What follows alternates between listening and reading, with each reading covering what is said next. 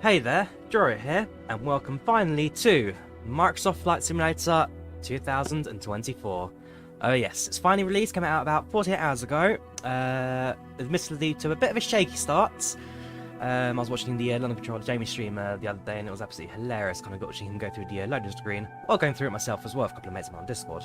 But it's been a couple of days since it came out. It's finally a bit more stable, not 100% perfect, but it's actually playable now. And so today, for the first time, we're going to go for 4 flights in the all-new Boeing 737 MAX, Orbit Airlines colours, on a flight from London Stansted to Berlin. Very excited for this platform. As they came out a couple of days ago, and find an opportunity for us to hop into the sim and check out what it's all about. Very excited indeed. Gotta say, the menu's absolutely loving. It looks absolutely superb. Loading times, with the new servers that Sobo added earlier today, it's looking a lot better. And overall, the graphics, the scenery levels, yeah, data's being streamed in, but it does look pretty damn good. I can't complain about that either. So let's hop in the sim and get ourselves ready for our first full flight in Microsoft Flight Sim 2024. A few little things that sim comes with as well. So you got your old activities and challenges. So for example, you got your old landing challenges, your old races, and all the other stuff like the Red Bull stuff that came out as an extra add-on. One thing that we might delve into in the future as well is a career mode. So Flight Sim has like a proper full-on career mode that lets you kind of start at the very base. Like you basically, it starts from the very basis of you getting a pilot's license to you're a fully fledged commercial airline pilot slash whatever career path you go down. If you want to go like firefighting or helicopter air missions, that kind of stuff. So at some point we'll probably go through the missions as well. Probably in my case, we'll go through L-Jets where I did my first ever flight in real life. But all good things for us to explore in the future. First of all, we're going to free flights and then set ourselves up for a 737 MAX hop. So, aircraft section menu, pretty standard. I was trying out some add-ons as well. So we have got a few add-on sceneries in the sim that looks absolutely great. Plus we have got nothing sort of the moment, but I was trying some add-on aircraft and stuff like the PMDG works pretty well. The Flyby 380, not so. So we'll try out some add-ons and mods and stuff in the future from 24 port them over. But for now, we'll go for the defaults. Welcome, Vixel. Welcome, Tim. How are you doing? Welcome to the channel. Welcome to the chat. So flying the passenger variant today, and of course, I mean the only airline livery we got so far with this by default is default Boeing house colours, United Airlines, and then a few kind of the classic livery. So you got your World Travel, Pacifica Airlines, and we're gonna go for, on this occasion, Orbit Airlines, my go-to from the Flight Simulator 2024 days. Throwback to that. New livery. I think they've actually now leased their aircraft, the Orbit Airlines. Fuel and payload, we'll do that all within the sim. So if we just drag the... Okay, manage fuel, there we go, there we go. So I'll drag that back a little bit, and then we will use the Sims menu, the tablet, to load all that up. So just enter the aircraft, load an aircraft, and we'll do that configuration once we're in the sim. You see the aircraft mass now has pretty much the majority of that. Identification, all this standard stuff. Call sign. I guess we're going to be Orbit 176. Flight number is OR176, and the tail number, I think I got that off of the flight plan from when I was down previously, was RVKV. There we go. So, customize a few things out of the aircraft, your weights, your balance, that good stuff. Flying the 737 MAX 8. Departing out of London Stansted Airport. So if we just stick it in gates over here, that will do. Set a departure point. We're going to fly in the daytime, so no super realistic nighttime flying just yet. We will do nights in the future, but for our first flight, got it in daytime. Multiplayer we'll leave off for now, and for air traffic, I think we're just going to leave it with live. Alright, let's jump in the sim and let's get ourselves set up, shall we? Yep, Orbit Airlines came in 2004. It was the first time we saw the Microsoft airlines. We've got Orbit Airlines, Pacifica, World Travel. Who else do we have? There's Emerald Air for the DC-3. And there's a few airlines I've tried to pick up a list or something. Flying 2, doing London Stansted to Berlin, Christian. London Stansted to Berlin. You can see the world slowly loading up. You see like the terminals now kind of loaded in. You've got the tree lines all in, the roads. We are using the iniScene Stansted. We've also got Aerosoft Berlin at the other end. So we have got a few mods kind of thrown in just to kind of beautify the sim a little bit. But even the default kind of scenery does look pretty damn good. What version are we using? We're using the Premium Deluxe. Sorry, I missed out your first question there. Using the Premium Deluxe. I don't have any of the world like heritage airlines that the sim released over the years, but we've got the full Microsoft Flight Sim 24 kind of shebang. You got Explain 12 today, not bad. Zobo 77, a very good add on that. I must admit I've kind of forgotten about Explain a little bit. I do need to play that again at some point. And then this has come out 24. In the next few weeks, so it's going to be kind of consolidating this. My intentions will be to... I think this is frozen. There's no loading screen, there's no menu. There should be a little circle at the bottom right that spins. I think the sim actually has just frozen on me. Like I say, stability's not 100% yet. This ain't doing anything. Alright. Try again. Bring it out. Stand by, stand by, stand by. Task manager. Make sure it's completely dead. Try it again, shall we? Yeah. So Microsoft Flight Sim 24. Certainly. Well, it's better now. So I have allocated more servers to the flight sim, so should be able to see a little bit more stability. Loading times have also sped up a bit, so can't deny that. Let's try again, shall we? Cheers, Paul. Appreciate it. Got the flight. To be fair, like I say, I've done a few flights in the 24. I've done like short little hops. I've done Stansted to Heathrow, a few little hops in the sim. A lot of a few aircraft I'm very excited to try out. So I am excited to try out the Saab 340. Flew that a few times in real life, 3 times actually. 2 with Logan Air, and then once with it was Virgin Australia, not Swift. It was who was the carrier for the it was in Canberra.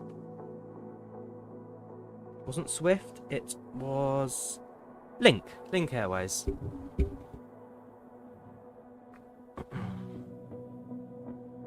So today we'll be flying in the 737 MAX once we get into the sim.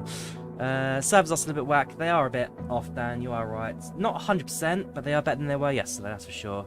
The Cirrus Jet, one I'm also quite excited for. The Cirrus Jet was always one of X-Plane's kind of star show. Like, X-Plane for years, the main, like, default aircraft was the Cirrus Jet, so nice to see it in the 24 as well. Does man have some issues in 2020 like the A2 planes would still have takeoff?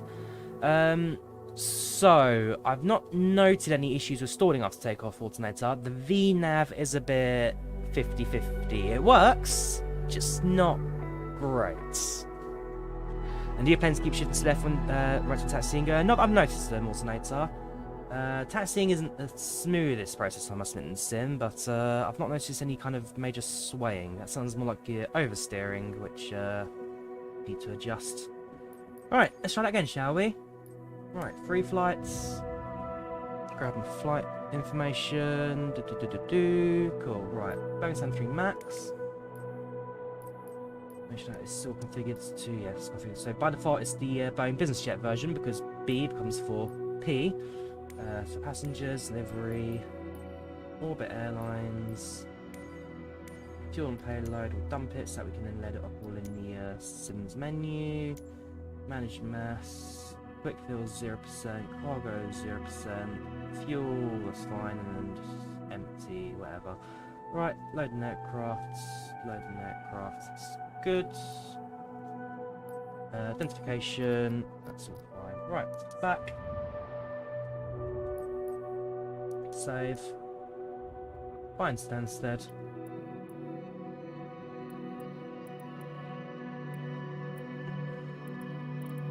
Dig back in the gate again, so 62 right, set departure point, make it daytime. Alright, start flights. So again, there you go, that's what I was missing, the little circle spinning. I might have to restart PACX. Again, I haven't even tested PACX yet, if it actually works or not. This is very much me trying out some of the mods I used to use in 2020 to see if they all work in 2024. Volanta does work, although it has its own plugin for 24. FSUI PC, which actually has loaded again, though I don't see any reason why it wouldn't work. And there we go. Welcome to Stansted. I do like the menus. I do like the fluidity of it. The kind of way it kind of zooms in, senses to the aircraft. The sim looks fantastic. The menus are fantastic. There we go. Welcome to the walk around. Oh, there we go. Welcome to the walk around of our 737. So, one thing that we now can do in the default sim, right, it all works, is we can effectively walk around the aircraft, do it for like pre-flight inspection, make sure everything looks good, and then also remove all the tags and labels inside of it. Whoa, there we go.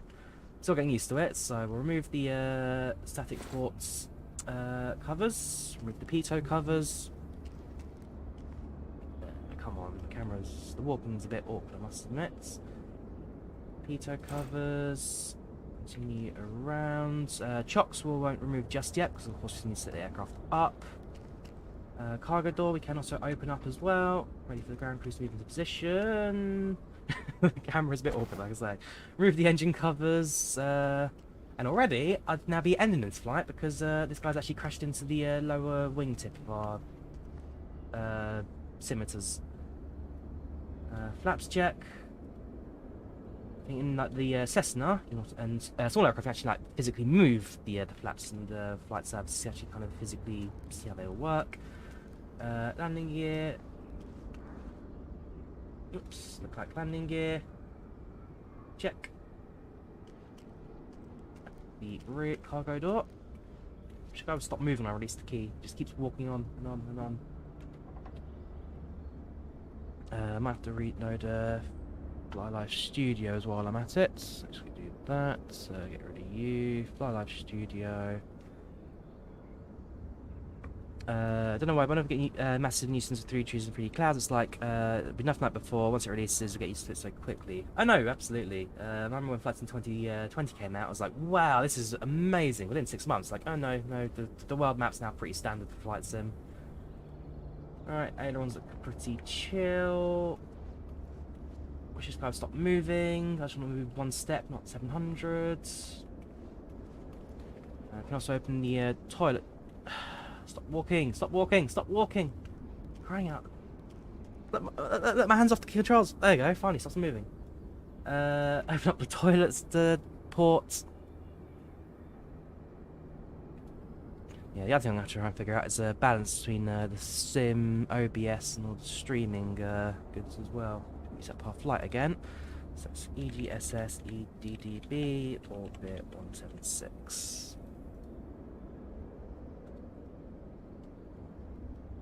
Yeah, no. Come on, right click. I want to.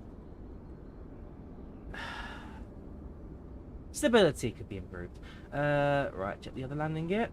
So closer to it. Please stop looking up. Take baby steps now. Right, so landing gear. Look like landing gear.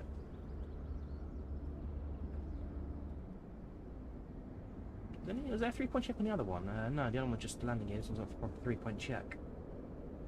So we won't remove chocks just yet. Right, continue our walk around. That scimitar hasn't been collided into a vehicle. I think that's the end of our. Look, my hands off controls. Stop walking. I did not want to go this far.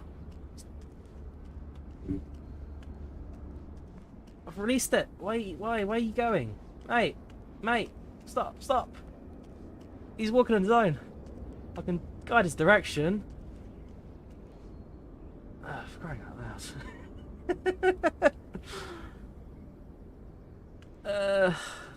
Come on, right. Okay, start. I need to aim at the door. I need to aim at the door. No, don't go under the aeroplane. Right, okay, stop. No, I need to get to the door. Let me into the door. Stop. Good boy. Right. Let's board the aeroplane finally. Right. We're in. The frame rate has a bit hammered itself. Let's see if I can go to the settings and just kill a few things. Again. Needs time to smooth itself out. Global rendering settings. I'm not running anything particularly high. My spec ain't bad. Just knock a few things down. Texture resolution ultra. Oh no, clouds are ultra. Yeah, that's fine. Medium texture resolution.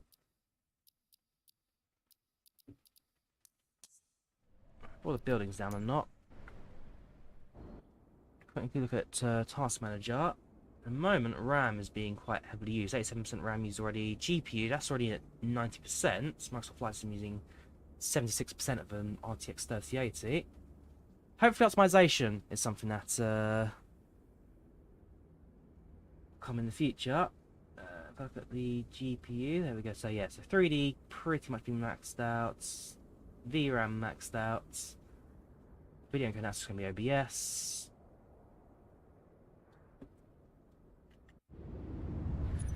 How are you, Supervisor Dan? Welcome to channel with chats. Welcome to Microsoft Loading / Frame Rate Simulator 2020. I'm gonna see. I could use the SSS, but I must admit, in 2020, I always found it to be really slow. I want to set that to maybe performance. See if that will do anything. Ah, it looks terrible, but it works. Right, let's set the aircraft up. Batteries on, external lights on. To be fair, that works a lot better than it did in Flight Sim 2020. In fact, that's halved the GPU rate already. We're running a RTX 3080, so just a standard one out of it. So I'll probably give it a year or two, and then maybe when the 50 series cards come out, I might look at an upgrade, but 3080 is doing me okay so far. Right, so batteries on, emergency external lights set. RS switches to nav. Like I say, my intention is at some point to start doing tutorial videos for the sim as well, and I want to do tutorial videos. The last ones in 2020 did very well. I think a lot of people learned how to fly just using that, so videos alone. Right, position, Echo Golf, Sierra Sierra. Grab the GPS position. No, not you, on GPS position. They are exactly the same. I probably could just use that anyway. Well, you beat half of it, so anyway. GPS, previous. View, routes, Stansted to Berlin, Echo Delta Bravo. Flight number is surprised you're in with the shocking new servers. So, for the last 48 hours, I've actually been VPNing over to Canada for the flight sim. They've added more European servers now, so it's gonna run a lot smoother for now. 176. So admittedly, as you can see, I've had to sacrifice quality a little bit, but over time, let's see, when the stream ends, I'm going to balance things out a bit more, hopefully get things run a bit smoother. Right, so before we do the flight plan, lovely seats. Here we go. So there's a quick fill option.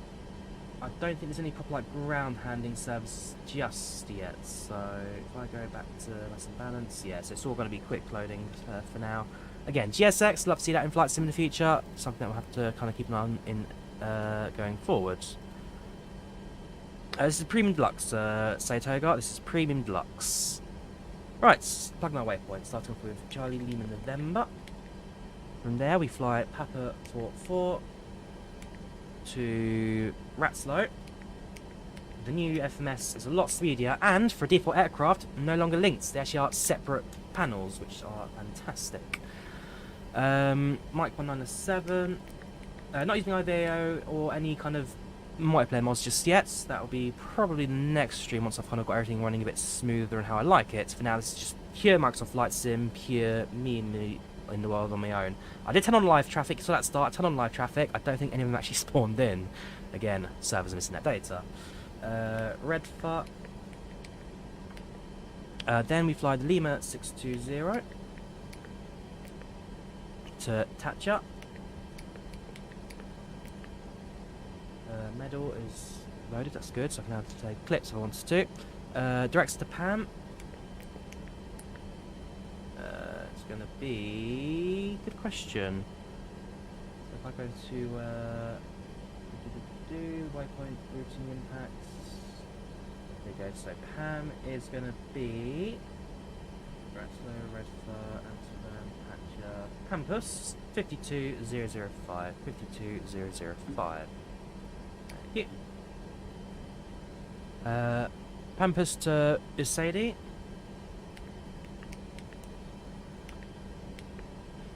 Then it's direct to Ni. Directs to Batel. East 2. And then Tango 207 takes us to Ogbe. With that, our flight plan is complete. Any passengers in 24? So, passengers are in flights in 24. They do exist. They can't be like loaded like GSX just yet, if they can, but they do certainly exist. Right, so RSS lines, all looking good. Frame rate please slow down. I've just improved the settings and killed the visual quality. Right, seats. So, passenger counts. It's going to be 165 passengers and crew total, so we've got 165, which is mostly for the aircraft, 165 out of 168. Loads. Cargo is 4.0, which of course we need to convert into kilos. 4,000 kg in LBS is 8,818. So it's a very light aircraft. So we'll stick at 10%, that's as close as we can get. Fuel on board, gallons and pounds, so we have to convert 6353 kg in LBS, 14,005.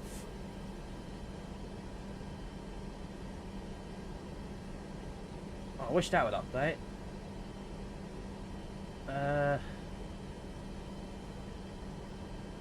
Okay, we're winging that. I don't want to wing it, we've got to wing it.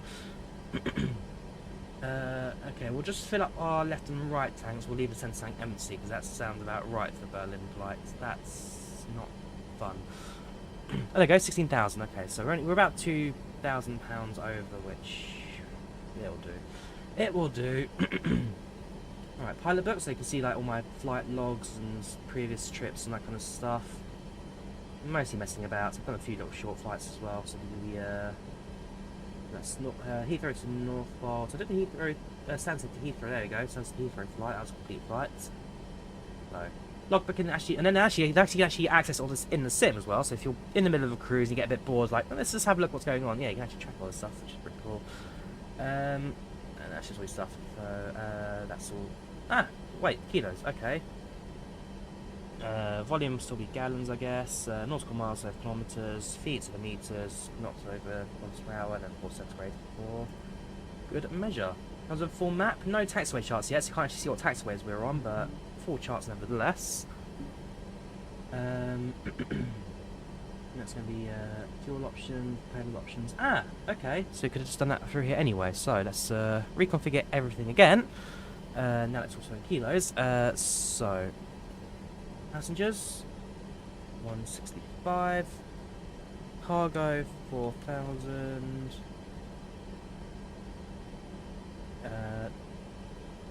total fuel, taxi fuel, trip fuel, definitely fuel on kilos. That is very well. Just final reserve. So that's essentially going to be these numbers here. So final reserve, contingency reserve. Sorry, the final reserve. Alternative is going to be extra, I guess. Contingency, that's going to be 548. Trip fuel though, 51 kilos, which apparently we can't edit, which again, no. So I'm not going to touch the fuel options because I'd rather carry that extra fuel from the other loading menu. Please stop lagging. That will do. That will do. Right. So aircraft has been loaded. Apparently, I like how we go from passenger seating to safe standing at the back.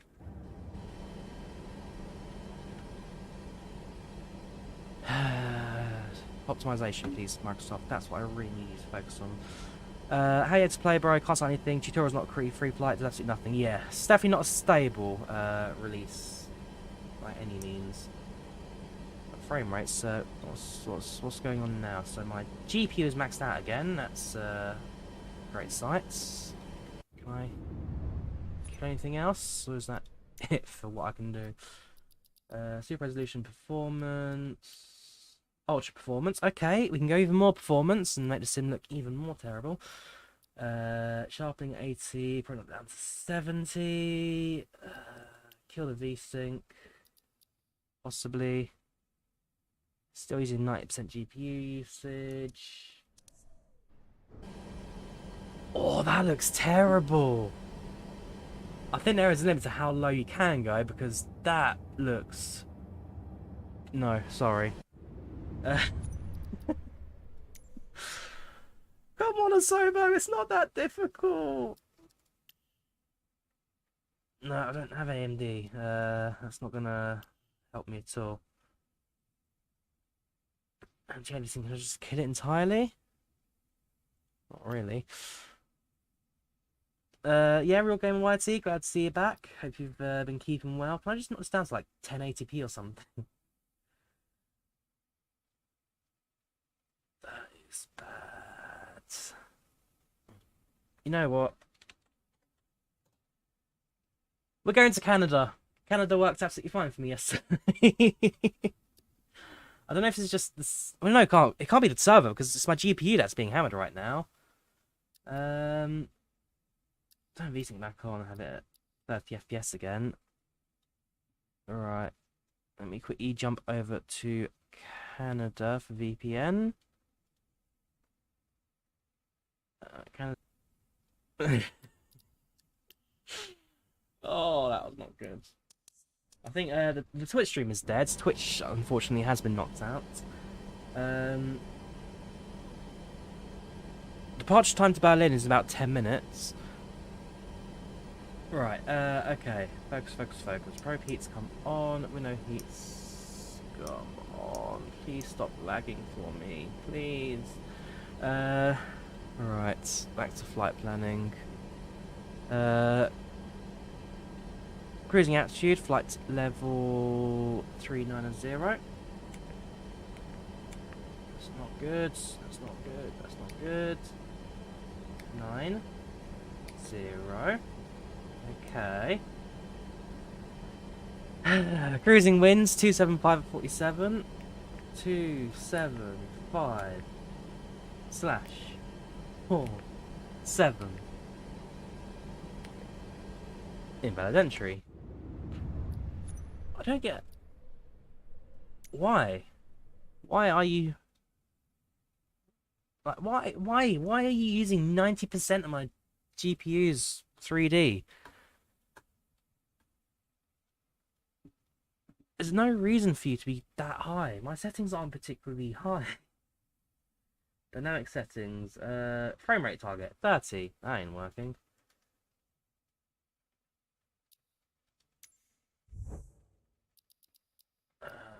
1440p. Do I just kill the resolution?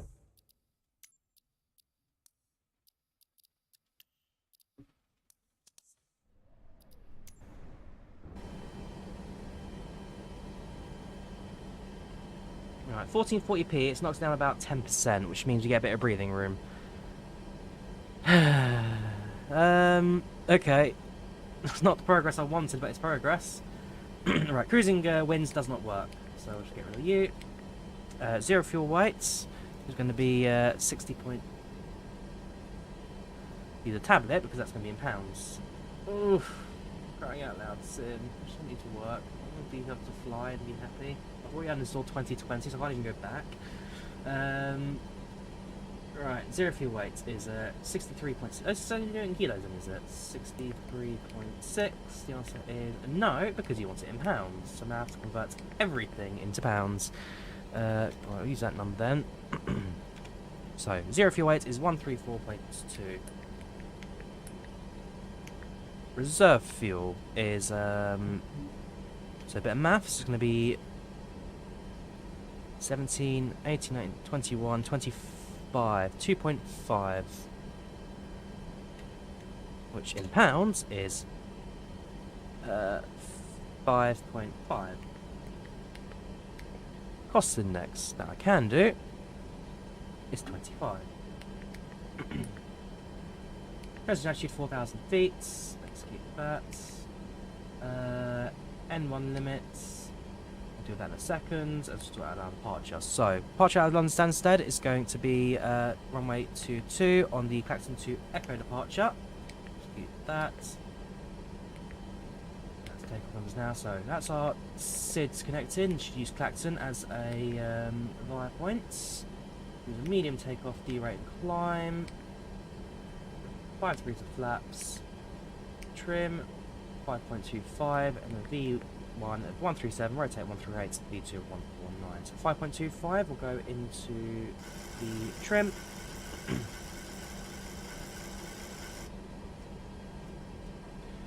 And 149 will go into the speed indicator.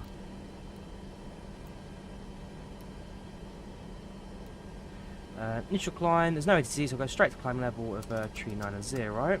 So no need to rush that.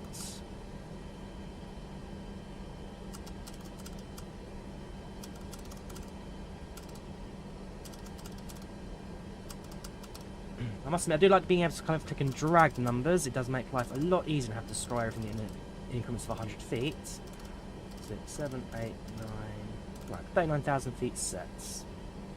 VNav and LNav should be able to activate. VNav does, LNav will wait till we go on the runway then. Throttle is fine. Flight directors on and on. With that, we're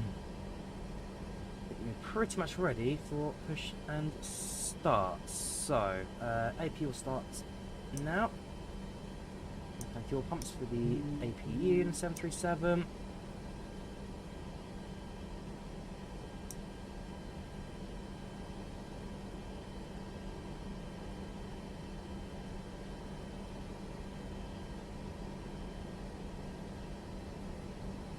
It's got low oil pressure, which means that the aircraft's doing something. I must admit, in the 73 Max, I don't actually know how to check the APU's progress. There's no little dial on the overhead panel like the 73 NG had. Yeah, unfortunately, I've killed the Twitch stream. But we are okay on YouTube. How come Springbok, how are you doing? Hope you're well. You opted the premium deluxe version. Tried it, doesn't work. We'll go a couple of weeks before the servers stabilise. That's what I hope, yes. And then, so, no, people don't remember that the Flight Sim 2020's release wasn't great either. A few days of complete instability as well. Haven't checked the game yet. New trees can't enter the game, says Danny. Like, even when you zoom in, nothing on the map loads for you. Yeah, it's very, very selected loading for some people. Has the APU started? APU has started, perfect. APU generators on and on. APU bleed on. Packs are off. Around fuel pumps can come on, and I think we're pretty good for engine push and start. So, strobe lights on, strobe collision lights on.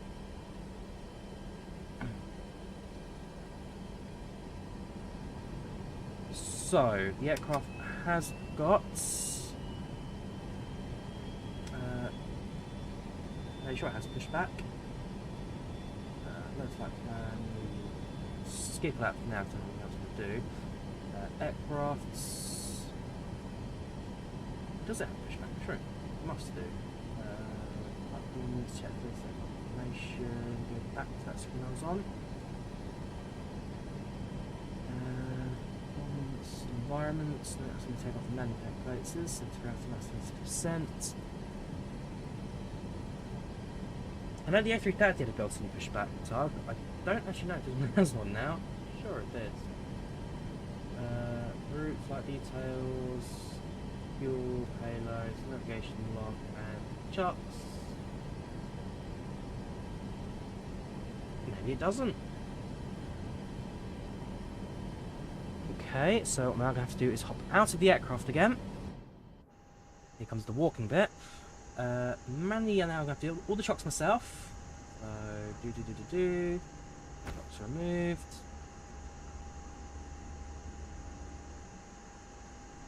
So that I presume will be connecting the pushback tug, which is not going to do it, is it? Okay, right, so we just walk around and get all the... Oh look, you can see that it's loaded the baggage. There is baggage on the aircraft, I can get a good angle for it. Stop walking. Yes, you can see the baggage has been loaded into the aircraft, which is actually a nice little detail that. There's the cargo door. And then looks like the brake shocks have also been removed. One thing I haven't checked actually is that bit. You can click on it, it's not actually going to do anything, so assume that's okay. Alright, let's close the rear cargo door. It's ATC call to pushback. Okay, stop walking.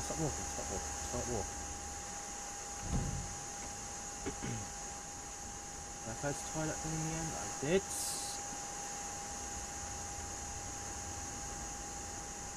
Stop. Thank you.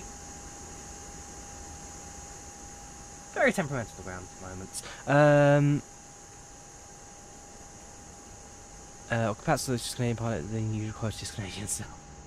Right, okay, stop walking. Stop. Go back. Right, take one step forward. It's just he moves on his own. I don't want him to move. Just get back in the cockpit. Get back in the cockpit. Stay there. Good boy. So I don't know how to access the ATC menus. Oh, there you go. I'm putting speech bubble. Right.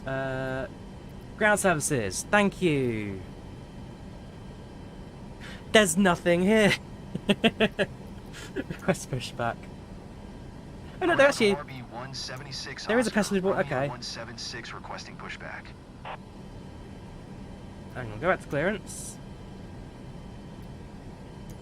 Okay. Well, request pushback. Stop. I want to see... Alright, request pushback stop.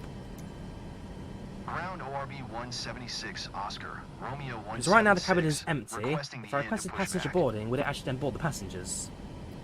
ORB 176 Oscar, Romeo 176 request to end pushback received. Okay, that's fine. Ground ORB 176 Oscar, Romeo 176. Could you please get passengers on board? Okay, ramp is on the way. So, will it actually now board the passengers? Be interesting to see if that is the case. If so, that's it. We don't need a GSX anymore, even though I think GSX would run a lot smoother than this. Welcome to the new era of flight sim. Right. So, ramp is on the way. I don't see any air stairs. This is not a jet bridge stand. The bus has gone invisible. I repeat, the bus is invisible. We just got a steering wheel attached to nothing. The clouds look good. The clouds are superb in the sim. One thing I can comment on that. You know what? Forget the passengers. We're pushing back. We should have departed 3 minutes ago. All right. Just stop boarding passengers. Ground ORB 176 Oscar, Romeo 176. I am done with the boarding. Right, request pushback. Ground ORB 176 Oscar, Romeo 176 requesting pushback. Okay, just steps over me. That's fine. Steer to the... See, I don't know now. So, it's push back to the left, push back to the right. That's standard terminology. So right now, I want to push back to the left. I assume this is steer to the left, not steer to the right. But the wording, I can't be sure. Oh well. Wait, where'd the left go? That's to the right. What is going on? Okay, steer to the right. Just do what you think is right. Ground ORB 176 Oscar, Romeo 176, requesting pushback tug to steer the aircraft to the right. What was that? ORB 176 Oscar, Romeo 176, your request has been transmitted to the operator.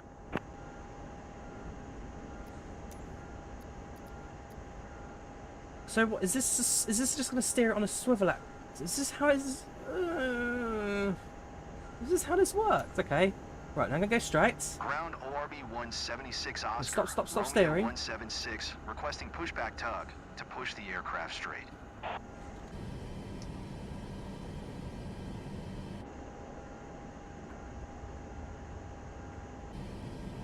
So confused right now. Parking brake. Right, parking brake is released. There shouldn't be any chocks. I've removed them all. Yeah, live track data's gone. Oh well.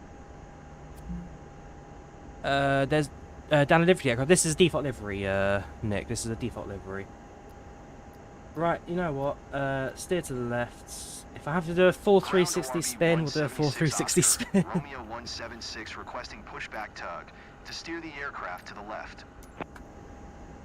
Right. ORB 176 Oscar, Spinning Romeo on axis. 176, your request has been transmitted to the Right, operator. engine starts up. So, engine to ground.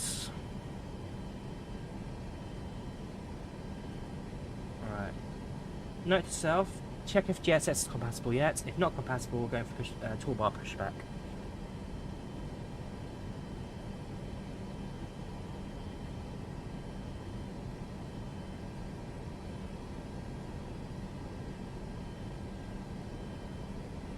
See the N1, I don't actually see where the N2 is.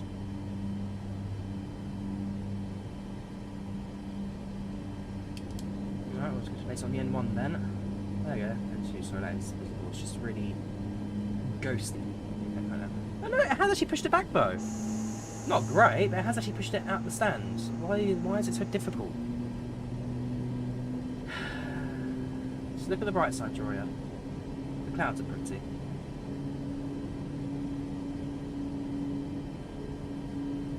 Engine 2 starting up. Like that, ground switch to reset. Engine 1 starts.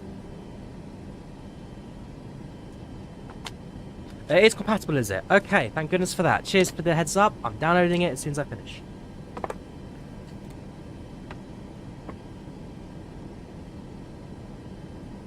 Right, just N2. That's fine. Engine 1 fuel start. GSS drop down box and install select 24. Ah, okay, that is useful to know. Very useful to know.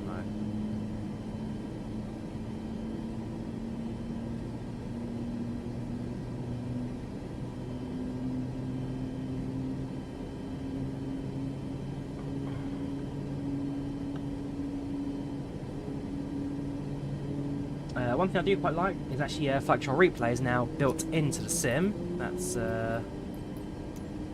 something that I've always been very highly. How do I change frequency? There's no numbers. There's no.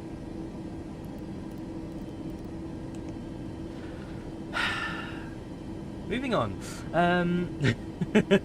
This is absolutely mental. I'm glad I'm not on ATC right now, not using like my VA or VATSIM, because I can imagine you're missing quite a few things at the moment. Right, so pushback, engine started, engine generators selected, APU off, APU bleed off, PACX to auto, aircraft pressurization starts, hydraulic pumps engine start, hydraulic pumps on. Taxi lights on, runway 22 for departure, flaps down to 5.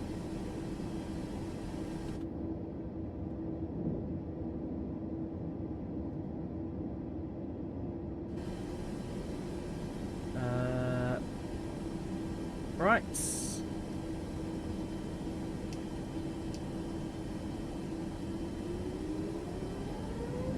No takeoff warning buzz when we start that, so should be okay.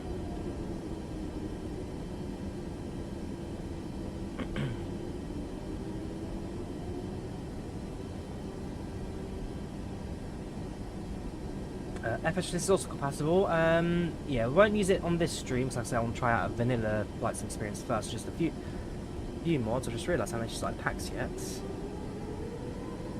No. Okay, so the A button also does the does that? No. Right, start flight. Set to the 1 hour 25. Departure in approximately, I don't know, 8 minutes. 77 max day. Unspecified passengers. No Wi-Fi or entertainment. No Boeing, no ticket briefing. Yes, snacks. No meal purposes. Right. Okay. So at least we've now got packs working. Cheaper signs are on. I can't actually set the altitude. I just realised for the observation because it's not actually gonna give me the number. Alright, we're winging it.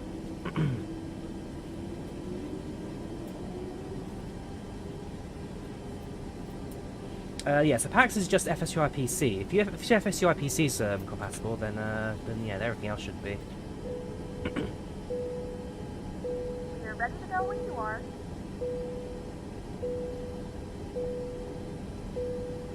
What's that? Hello, ladies and gentlemen. I would love to welcome you aboard our flight. When you find your seat, please be sure to place your larger carry-on items in the overhead bin. The seatbelt sound apparently just kept dinging. Unless Right, you're in the taxis to front the wrong row, way. please place all of your items in the overhead bin. If you have any trouble finding a location for your carry-on items, please let a flight attendant know if you have to use it. If the overhead bin is full, please make sure you close it as a courtesy to other passengers. Please double check that all your items are put away so that the aisle is clear and other passengers can make their way to their seats. If you're in an emergency exit row, please leave the exit seating responsibilities in the card in the seat back in front of you. If you're not able to comply with these actions, please let a flight attendant know. That way you can leave. Feel free to use your cell phones during the rest of the boarding process, but we do ask that laptops, tablets, and any other larger electronic devices are stowed once we depart. Thank you, and welcome aboard. Super. So taxi south the end of runway 22. Just going to do in-cab briefing, safety briefing. Good morning, ladies and gentlemen, and welcome aboard flight 176 with service to Berlin. Our flight time will be roughly 1 hour and 25 minutes. Now that the cabin door is closed, please make sure that all devices are in airplane mode and your large devices are now shut down and stowed. Please fasten your seatbelt and make sure that all tray tables and seat backs are in a full upright and locked position for departure. Cabin crew, prepare cabin for departure. I mean, visually the sim is impressive. There's no denying that. Visually, the sim does look really, really good. Stability certainly needs to be key for its development process over the next couple of weeks. Allow me to run back at 4K would be great. I'm right now limiting myself down to 1440p, which is not great. But what the sim does right, it does very right. What the sim does wrong, like, you know, not letting me set any frequencies or numbers down here, it doesn't do very right. There are several emergency exits on this aircraft. To familiarize yourself with the emergency exits on this aircraft, please refer to the safety card in the seat back. Bounce? In some cases, Yeah, you can see it's just a random drop. That's pretty well down to the scenery. Like I say, I'm using modern scenery in the London Stansted, which is not yet fully compatible with FlyLive 24, so... Right. Oops, hold position, nope. I need to reconfigure the brake button on that.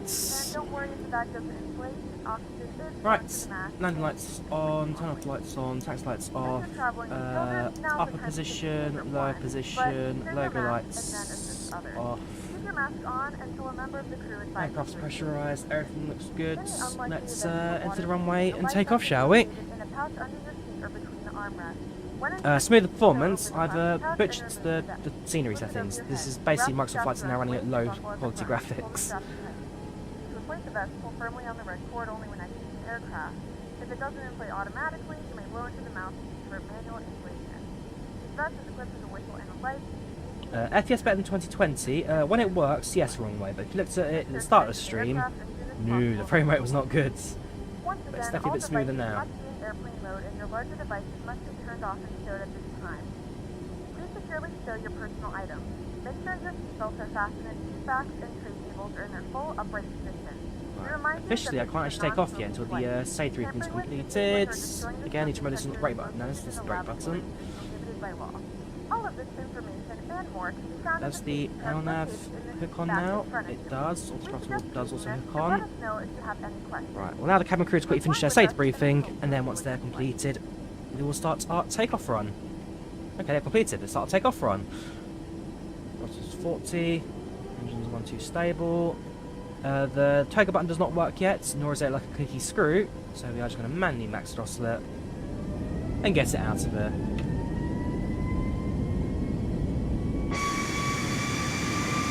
The spoilers are out.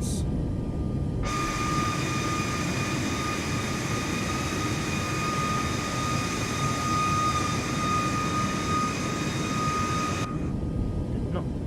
Right, rotate.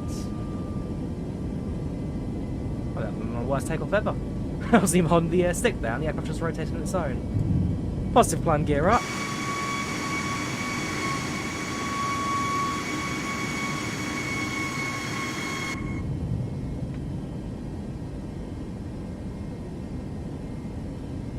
Follow the crosshairs.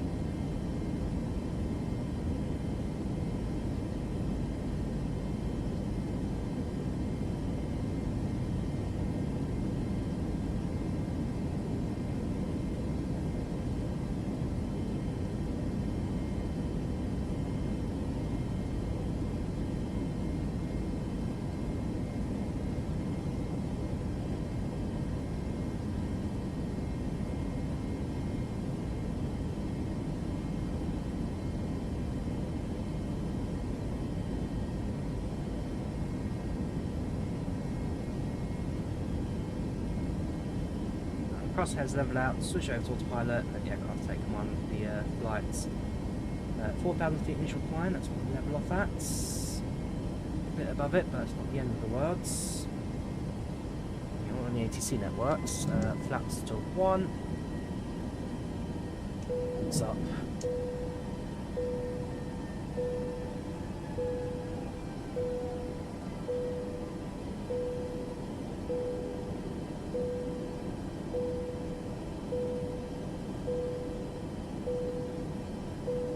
Flight dynamics have certainly changed a bit in the Flight Sim 24. I wish that seatbelt sign would stop dinging.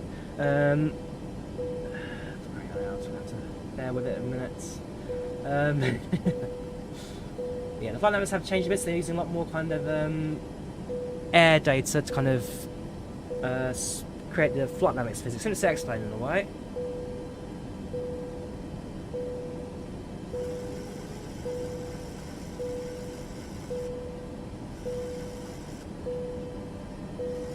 You're not actually turbulent at the moment.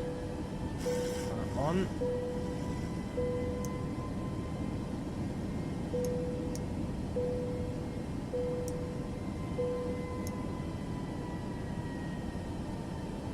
No comments. Right. Head over to legs modes. We'll continue our climb now, so we're going to do rat slow. So we're going to go to altitude intervention and just kind of skip a few altitude holds. The aircraft now climb on its own accords. Increase speed to 50 knots, and then it will start pushing the aircraft up to continue its climb out. Alright, we can relax a bit now. How do the physics feel? How do they feel nicer of some people? So the physics do feel nicer. They do need some adjusting to. So you can see there my turn wasn't great. Keeping it level was a bit 50-50. To be fair, the aircraft very poorly trimmed. But the physics overall do feel really good for this. Now that we've actually taken off, I want to try something. Can I now increase my graphics back to how they were before? Now that we've escaped the wrath of London Stansted. Keep changes. Back to quality. No, back to balanced. Save and continue.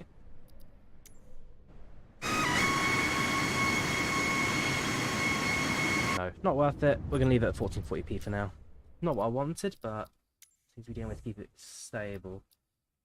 So 1440p, continue, balance, keep changes. So I don't yet have the ability to run this at 4K.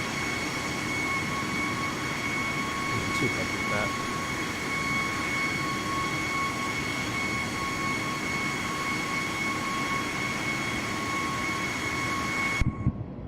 So, here we go. Now continue our climb out in our unfortunately empty cabin. So like I say, you can actually load passengers onto the aircraft, have actual people inside the cabin and all that.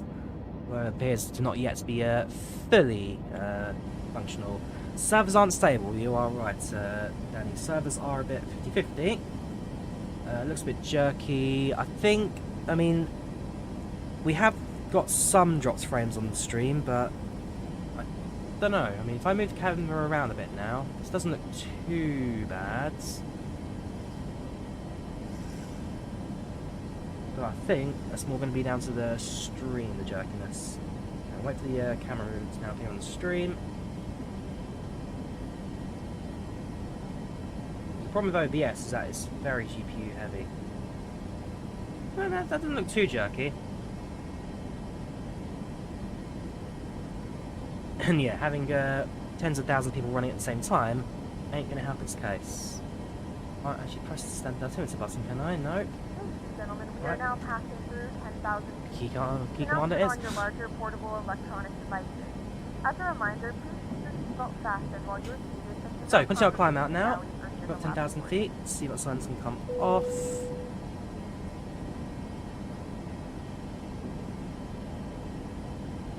Now heading towards the heading over East Anglia.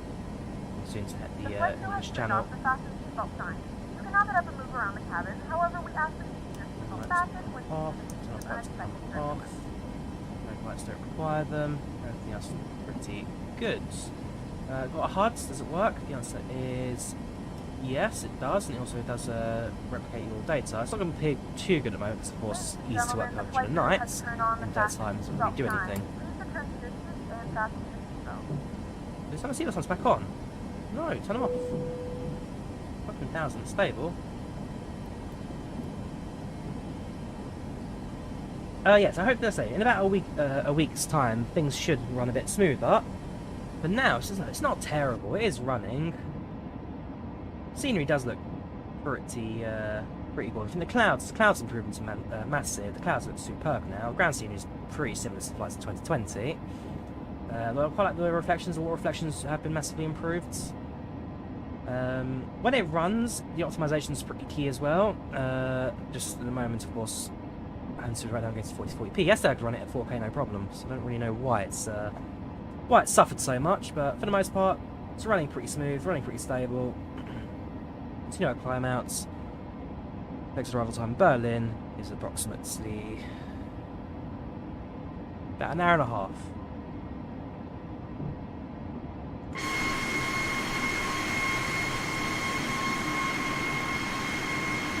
Drone cam no longer rotates on its own axis as well, it kind of stays level, which is very much using upgrades.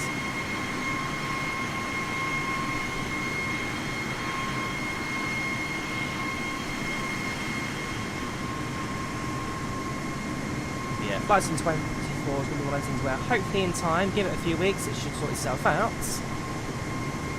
The initial release, let's be honest, wasn't great, but in time should fix its own problems, and yeah, once the mods start become more compatible, once add-on developers start optimizing for 24, things should start to look pretty good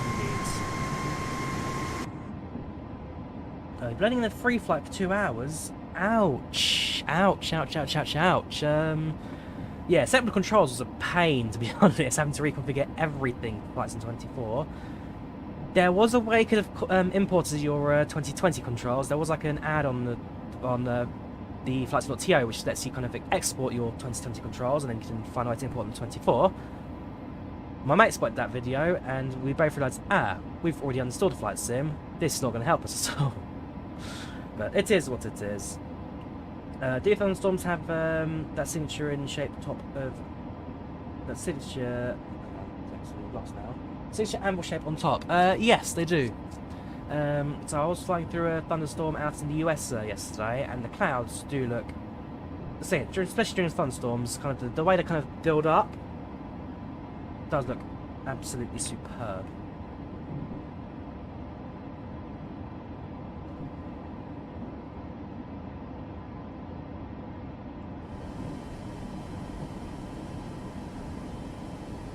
So as long as you click on traffic, I can't actually do that yet, so click spots need a bit of work, providing this doesn't actually work.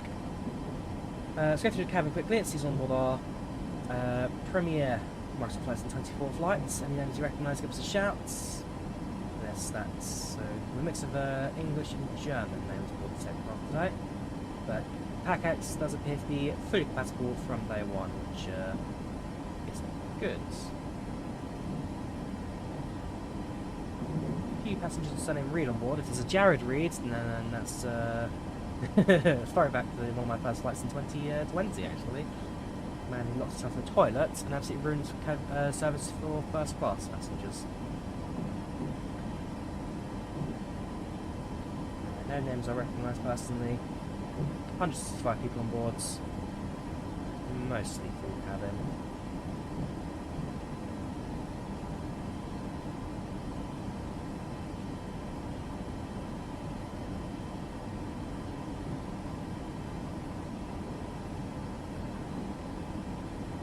So like I say, now that we're actually kind of climbing out, autopilot's in control of everything, it is smooth.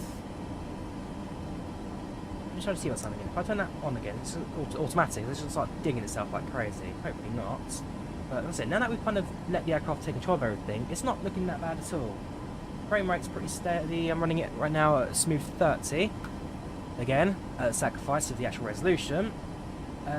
Still none of this is loading up properly, so I can't change any of my How long is up and on that frequency at Berlin if I can't actually see the screen?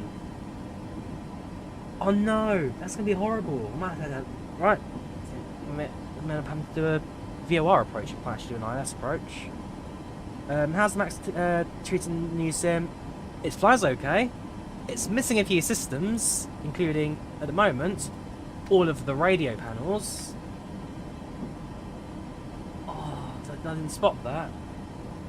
So frequencies are down. ILS, I think ILS by default is lower one, so I'm just going to have to wing it.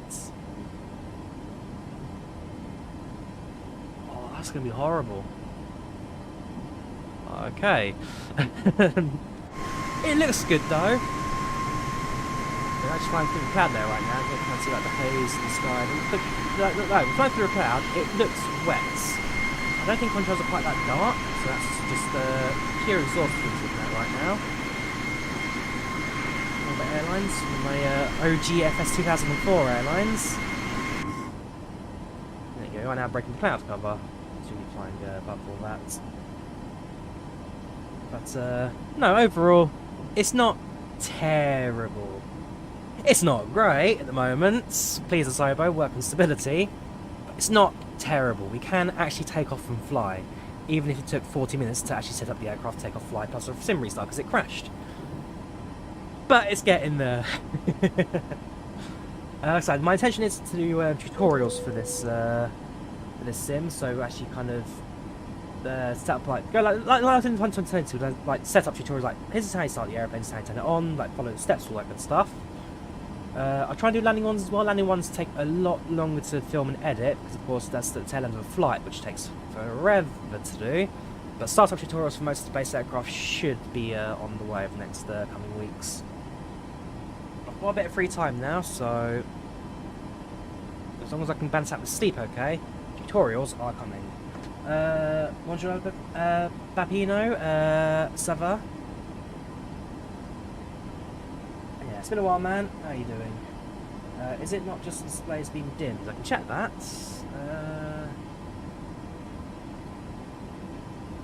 Then where are the dimming?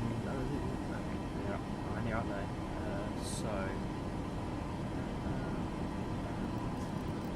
So they're just on everything.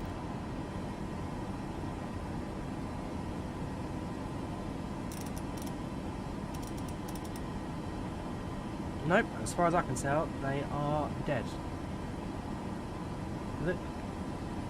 If I was to dim like this, there you go. So even if it's completely minimal, you can actually still kind of see the screen.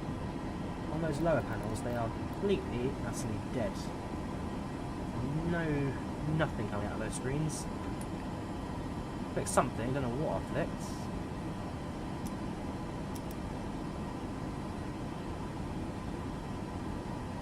nothing coming out of that whatsoever. Let's test, nothing. Ça va, mon ami. Ça va bien, merci.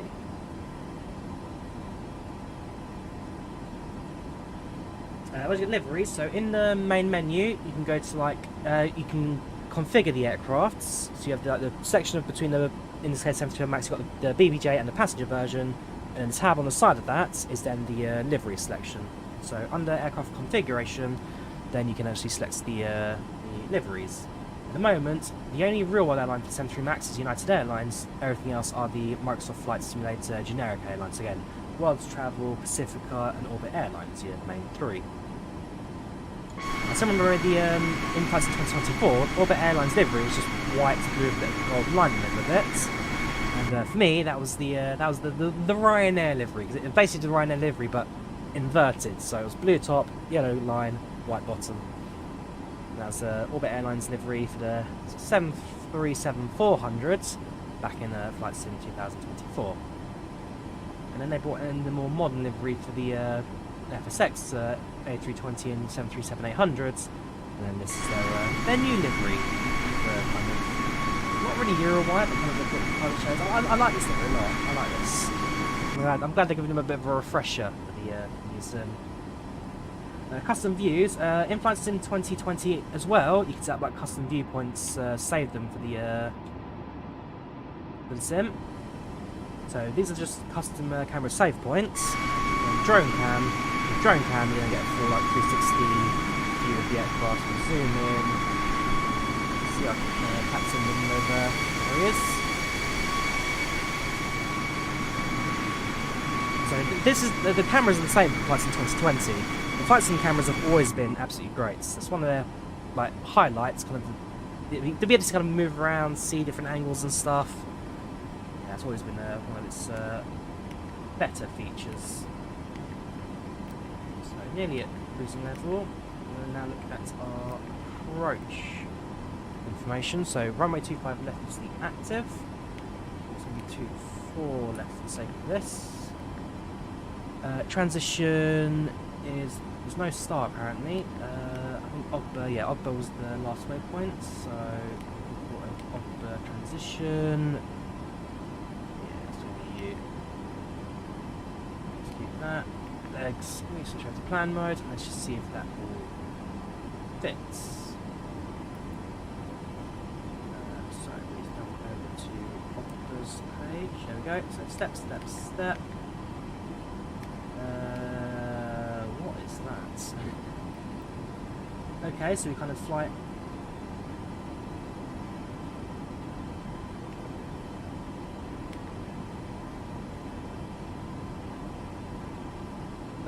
Bravo Sierra Whiskey 1-2. That's all the way over there. Why is it putting me here? What is going on? Okay. So it doesn't quite know how to draw a line between these two waypoints.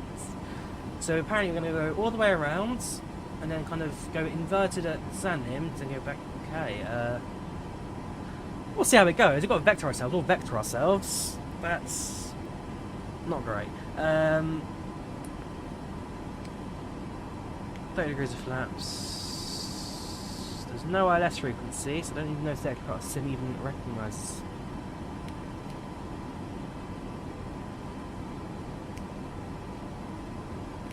Arrival index, arrival. Yes, it's next to ILS 24 left, so it should give us the ILS frequency, but it hasn't. Okay, we're going through the charts, I think.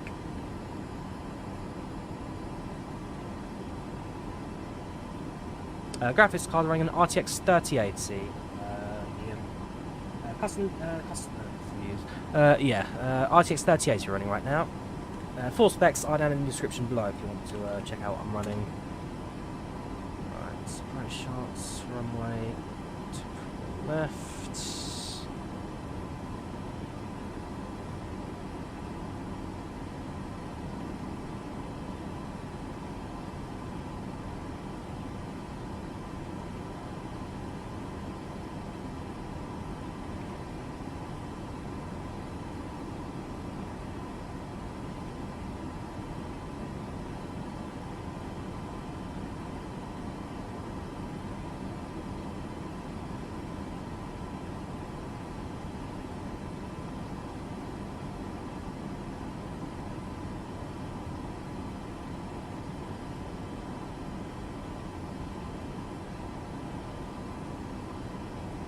right. It's 109.5244. Hopefully it still actually kind of works underneath this. 10950. 10950.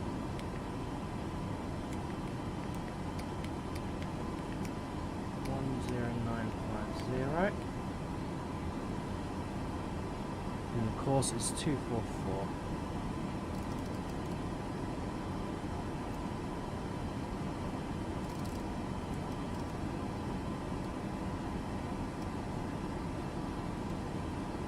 At the very least, it should be our approachable figures. In reality, we'll have to find out later, but at least I've done everything I need to do.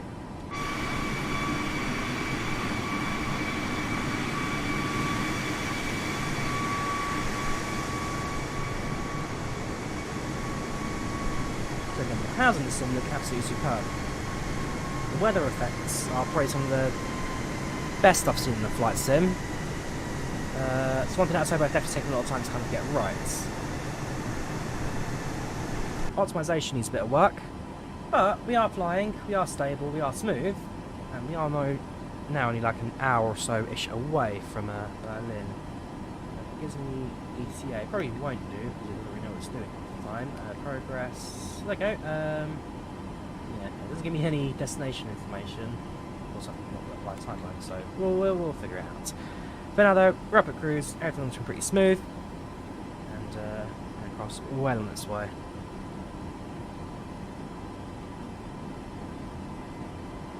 So how about you guys in the chat? Has anyone else actually got a chance to get into Flight Sim yet? Anyone else? I've seen a few of you guys talk about how you're not running it particularly well at the moment. Has anyone actually kind of run it smooth so far? I've been curious to know kind of what you're running and your specs as well to go with it. Graphics are better than Flight Sim 2020. I would say so, because it's being streamed in now for the world map. Flight Sim 2020's graphics do look a bit sharper for the ground scenery, but you are limited to your spec. With the data being streamed in, you're a bit more limited to your internet connection, but generally for the ground data, you are running things quite high now, so sharpness, no. Detail, yes. It's not as sharp, the ground scenery, but the detail does definitely stand out a bit more. Again, let's say the clouds in the sim are superb. The clouds are probably some of the best, like I say.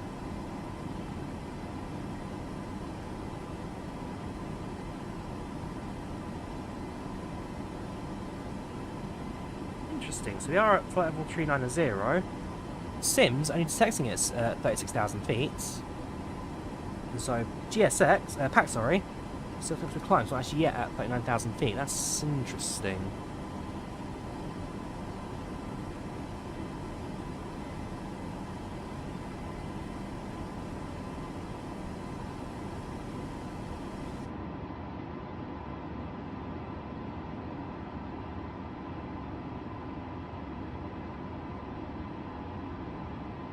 Just about to head over to the Netherlands.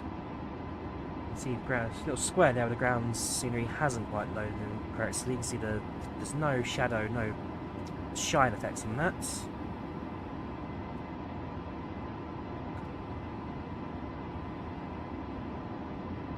Whatever the updated default aircraft they should do in future, Deshance, they should load update aircraft in the future, kind of getting more current and fully working.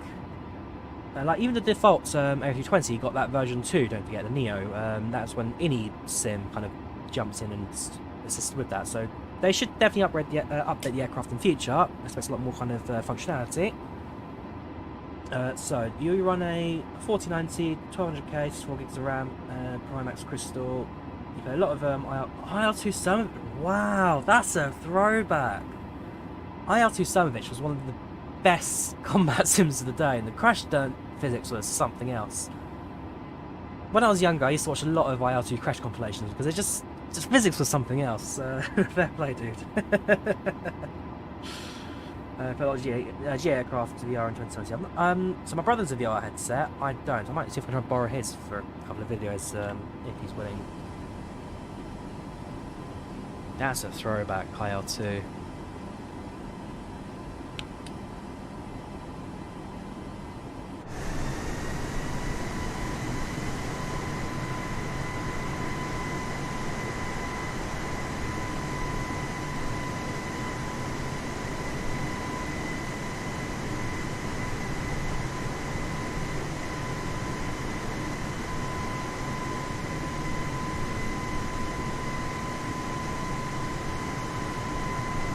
So about a third of the way now to Berlin.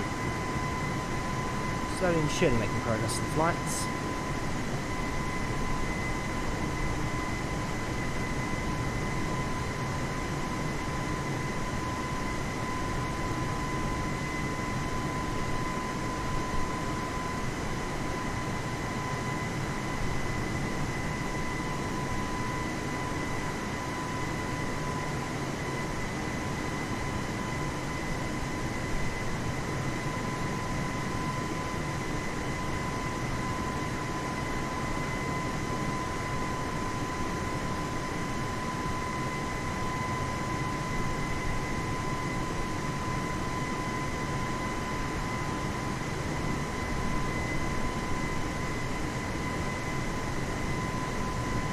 Hide my face in the corners going to see a bit more of the ground scenery, but when we get towards our top of the descent, probably bring the webcam back.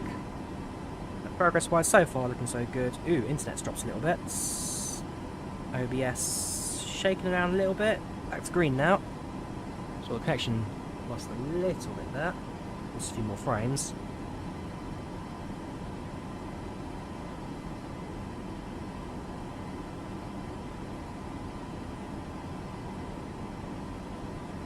Fine now for about 26 minutes, the elapsed time the aircraft has given us.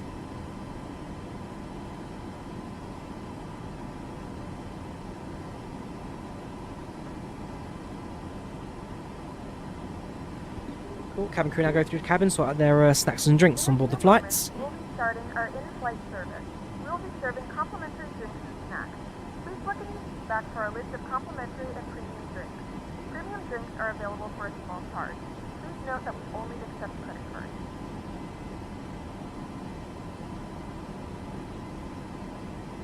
Just flown past Amsterdam Schiphol.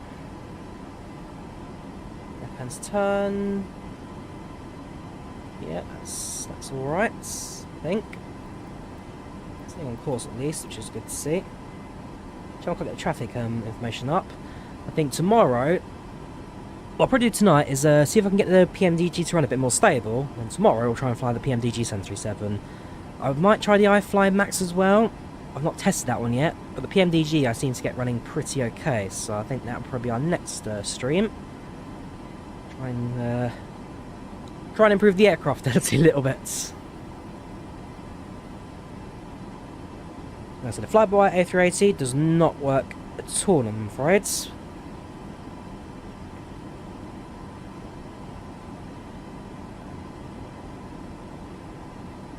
Haven't tried the Phoenix yet. The Phoenix A320, but that might be more funny because of course that uses a lot more kind of third-party stuff for its flight dynamics and stuff. So fly-by-wire might be a bit hit and miss.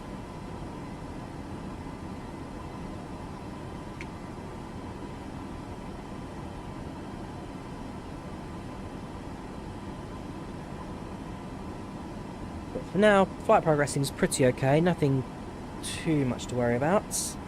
Volanta should still be tracking us without any problems. Yes it is. So Volanta is keeping an eye on our location, which is good to see. Yeah, so yeah, fast Schiphol. Soon to fly south of Lelystad, which is where one of the Flight Sim Expos in Europe take place. We used to have one at Cosford in the UK and the Flight Sim show, but that got discontinued after COVID. I'd like to see it return, but 50-50 if we ever do see it again.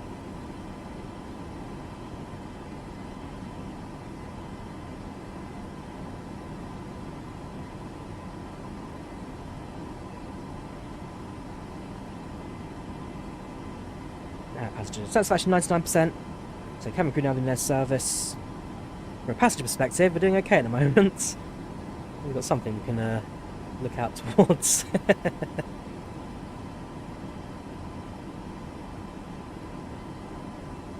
So this is the kind of Ryanair configuration. So I don't think a lot of airlines won't have this kind of section here, which is the rear behind the wing doors, which is what Ryanair required for the extra evacuation doors for the 197 passengers, but yeah, I got it in place regardless.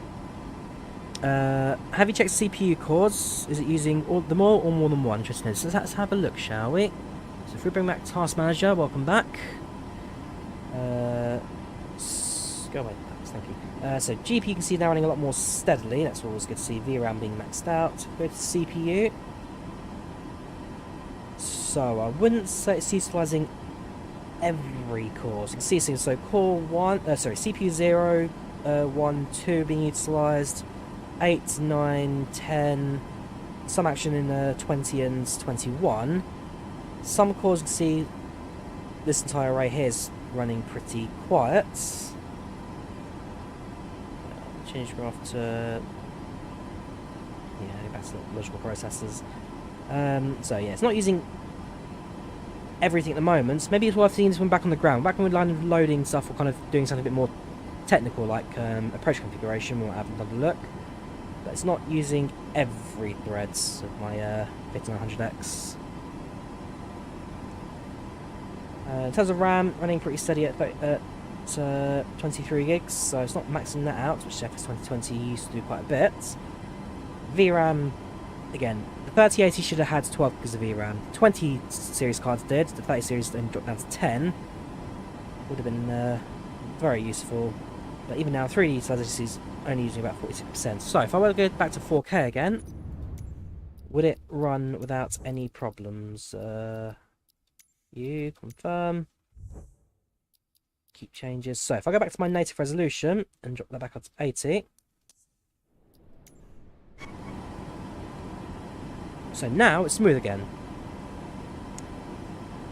Took a bit of a jump on the 3D there for the GPU. CPU should still pretty much remain unaffected, but starts increasing the GPU usage a bit more.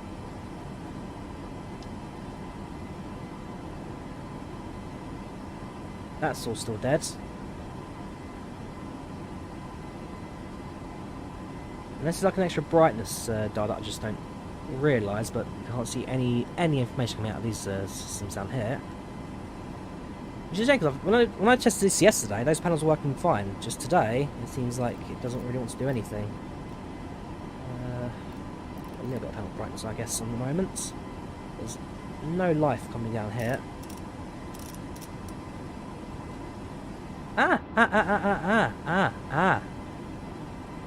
Aha. So they're fully links. Those numbers are fully linked to the panel brightness. That shouldn't be doing that. Okay, we've got life. We've got life. Okay, good. That shouldn't be like that, but it is.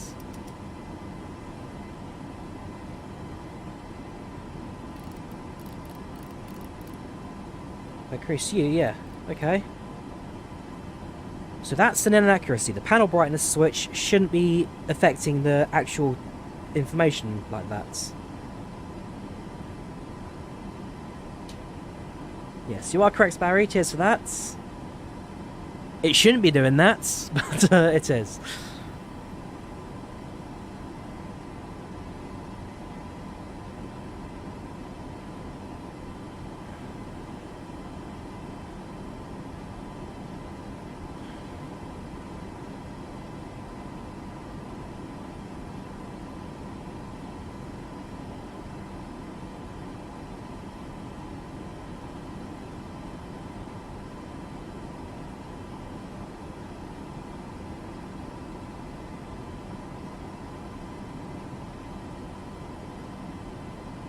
So this is the calm bit now. Top of descent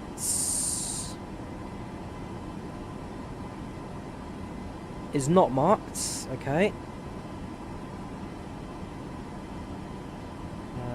When does it drop down to 390? So I might have to draw a fix then, just so I can.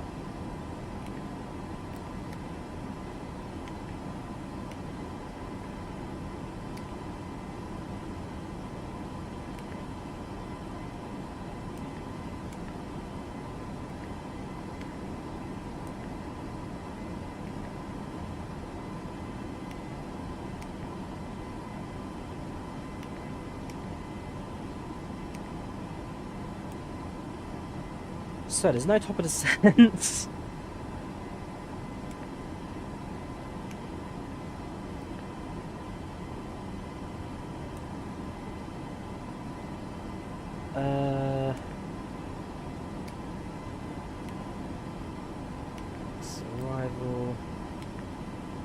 24 left. Orbit, execute.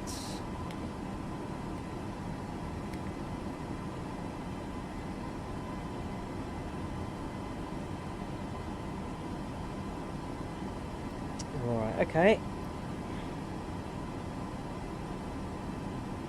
That's annoying. Let's make a bit of a manual descent. If I zoom in a bit. The runway. So 40 Bravo Sierra Whiskey seems to be the last waypoint for it, just decides to go straight to the go around procedure.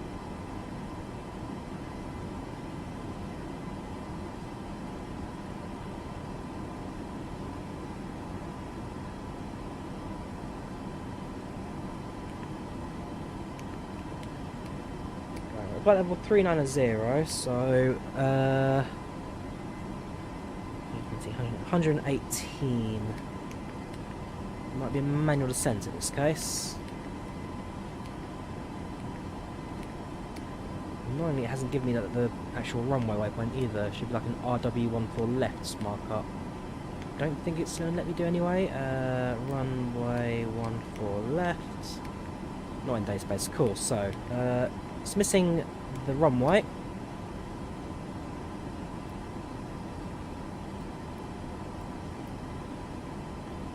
So that big green circle is now going to act as our top of descent marker. And then it looks like we'll have to then vector ourselves in. Shocking with chocks. So the click spot for the chocks is a bit tedious, but they do eventually remove, yes. But they are a bit tedious.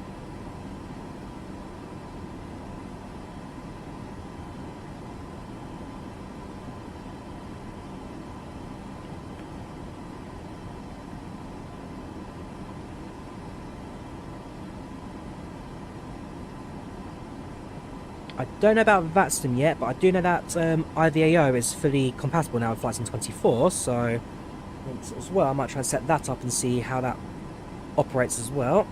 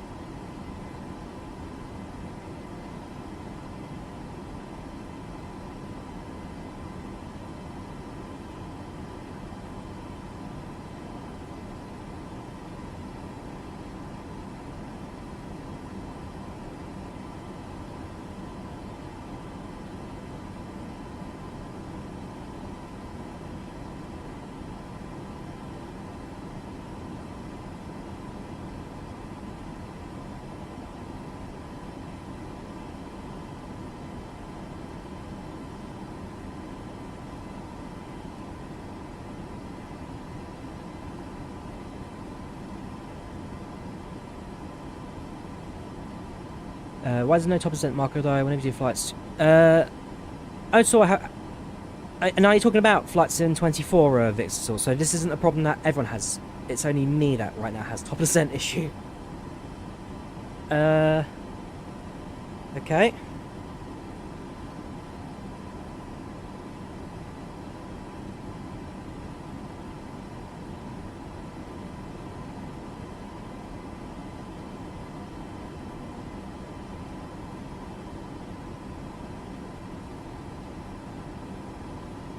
Well, the approach is configured, but it's annoyingly not giving me any actual descent steps or.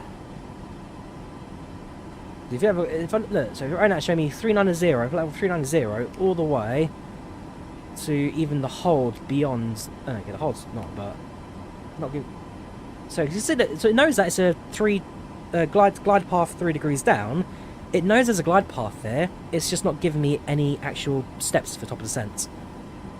So it's definitely missing something.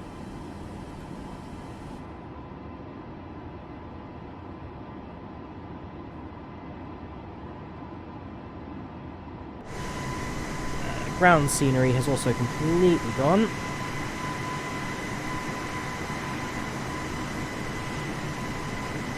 I'm going back to 1440p. That's not looking good. We've lost all ground satellite imagery.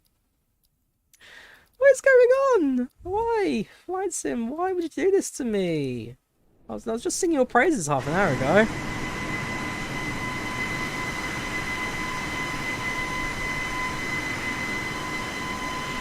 You can see some like wind turbines down there trying to exist.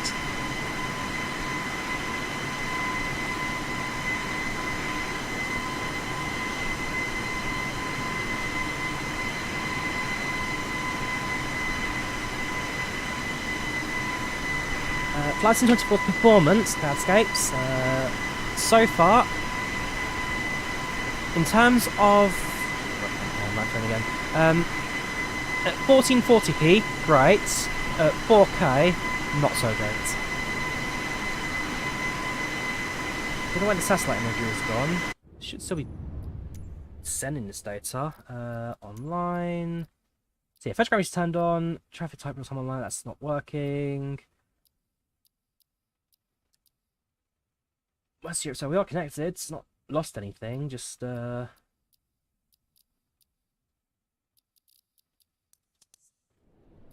guess I'll just resume. Yeah. Performance is mixed. Some things it operates great, some things it operates not so great. To put it nicely.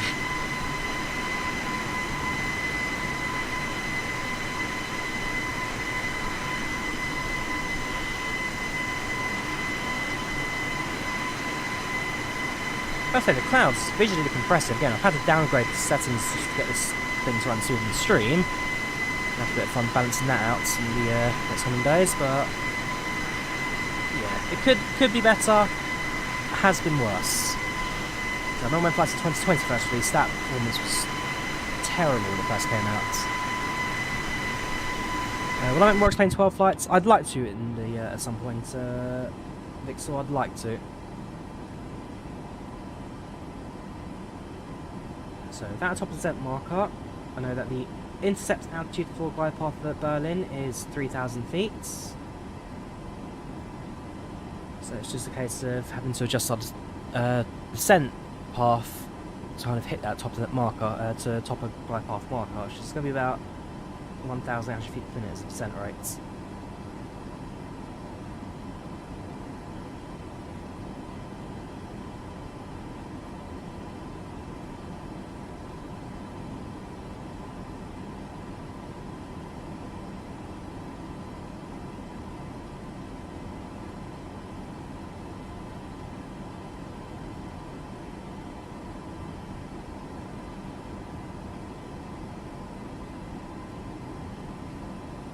Can a GTX 1660 Super run this?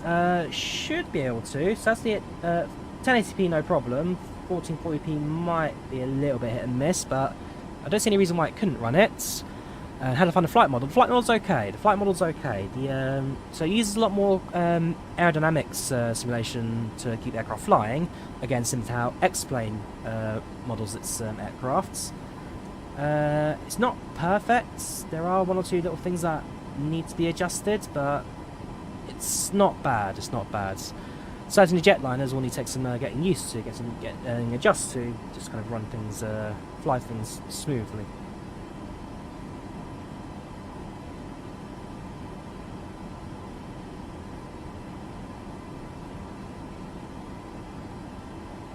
Yeah, 1080p, so you should be alright there, John, for the Flight Sim 24 experience. I think, like most people, the worst thing we're dealing with is the server experience. Servers are not great. Here we go. X-Plane's flight dynamics, I would say, are still better, but X-Plane's flight dynamics have been tuned over years, decades of kind of fine-tuning that airflow experience. The airfoils in X-Plane are very, very well defined. But Microsoft Flight Sim certainly catching up with the airfoils. So it'll be interesting to see kind of towards the end of that, like I say, if we're expecting a new Flight Sim every 4 years, interesting to see on how Microsoft kind of, or even Asobo, sorry, kind of tweak things over the next coming years.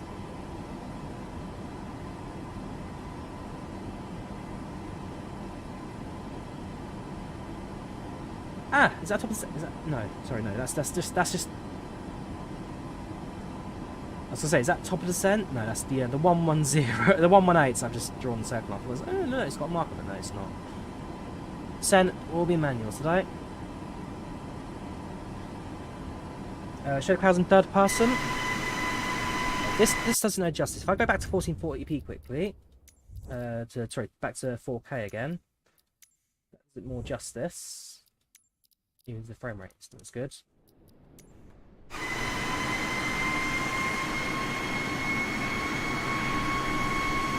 Flight Sim 24's clouds are superb. They're probably the best they have been. No, there are no crash physics. Aircraft aren't designed to crash in Flight Sim.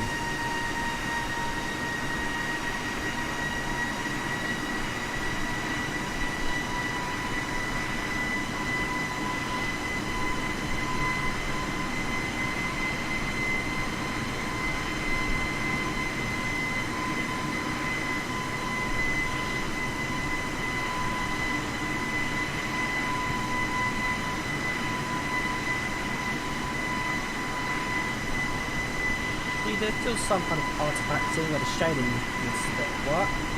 In terms of the shaping, the patterns, the shaping does look pretty good. Expecting some little career mode game. Oh yeah, so it's no crash physics per se, but the game does have a big play on kind of its career mode. Yes, something that will be.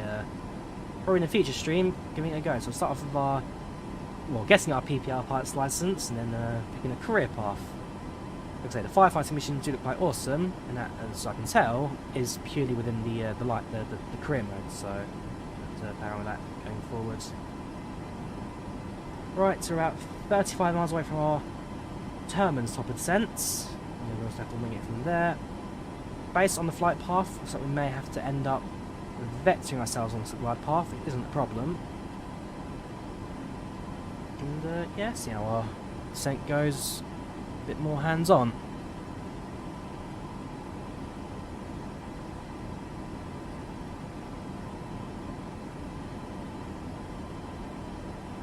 You don't have the money for the Aviator Edition, but you have got second best option, Supreme Deluxe.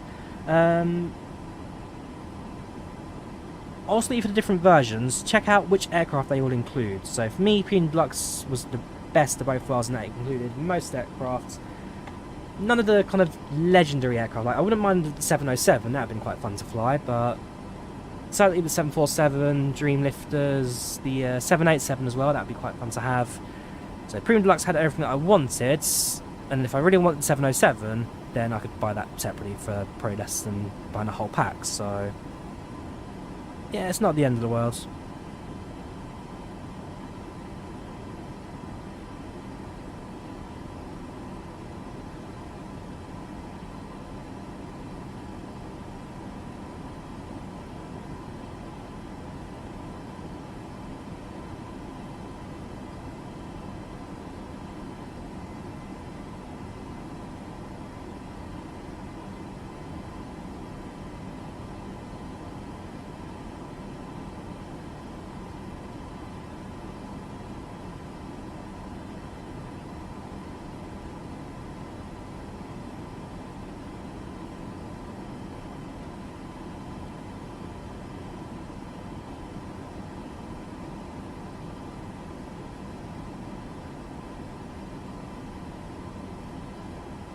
So,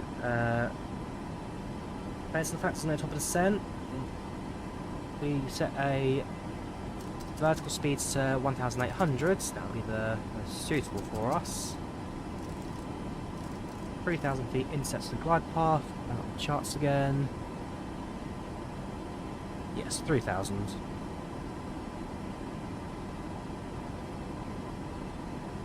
It's not, there is no top of descent. Like I say, it recognises that there is a glide path at 3 degrees down at 40 Bravo Sierra Whiskey, just doesn't know when to start its descent.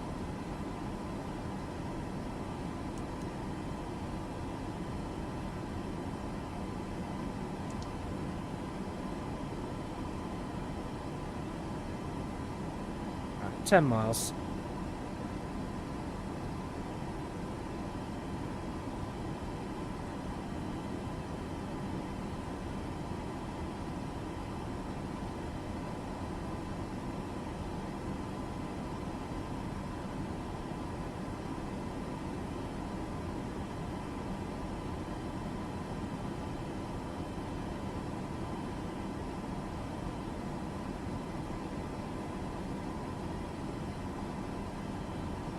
So I'm on the Microsoft Store version, John.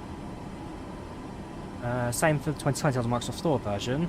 Ultimately, both are pretty much the same, so ultimately it's kind of what you want version-wise, you choose. If you only use Steam for all your games, then fair enough to get it on Steam. For me, I don't know, I find, personally, it's probably that's more of a what do you call it? A placebo effect, but like, at least with other developers, like if you bought it through a certain version, like their own store, then you get updates a bit faster and stuff like that. Ultimately, because it all runs with Microsoft servers anyway, it'd be all exactly the same.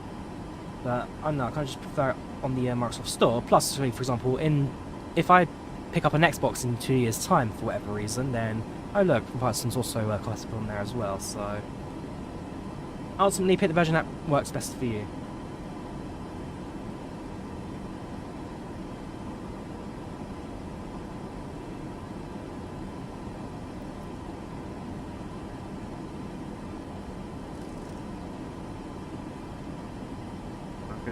I'm watching the green arc here. 2,000 feet per minute seems to be the standard for now. I can always increase it, decrease it later on in the descent path.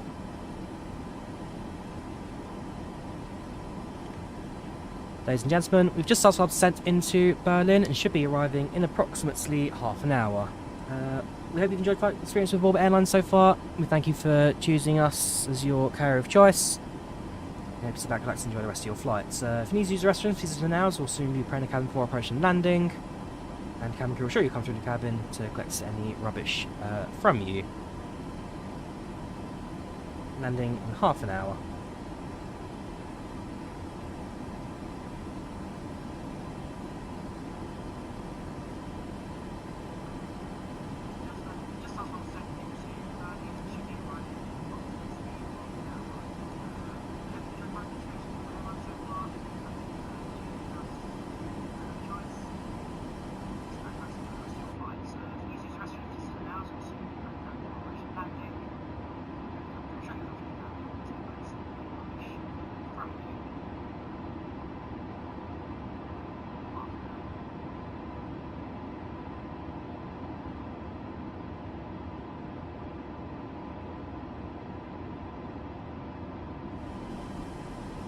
Since the start of the descent, go back to 1440 because that runs a lot smoother. Keep it balanced, that'll do.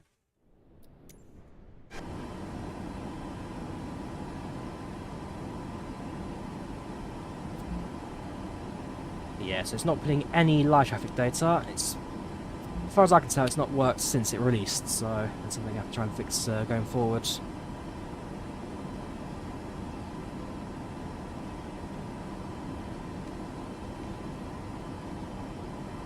Passing through 34,000 feet, like level 340. I can't click on the standard annoyingly, so I'm just going to have to press the B key to reset the barometer. It's not B by default. I've changed it because whatever it was changed to was terrible. I've changed a lot of control configuration to match Flight Sim 2020. It's not perfect yet, so there are a few things I need to adjust, but getting there.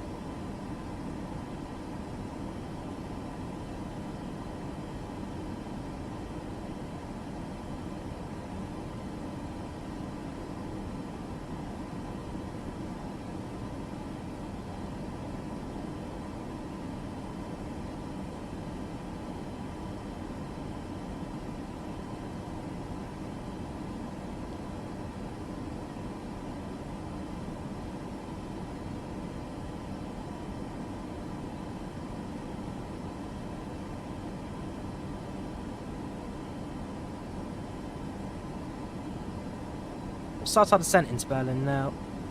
Might decrease our descent rate to about 1,800 again. No VNav, kind of having to... So if I put on VNav again, it's going to start climbing again back to level 390, which is not what I want, so... Manual descent it is. Of course, that little path to the left will coming in, so I need to kind of adjust the green path slightly beyond it, and again, worst case scenario, when we're slowed down and at lower altitude, we can just increase our descent rate again. But it's top glide slope at 3,000. Still at about this pathing here, which takes us around the glide slope to get back in again, so we might vector ourselves that last leg as well. It's not the end of the world. Leave it at 0.76 for now.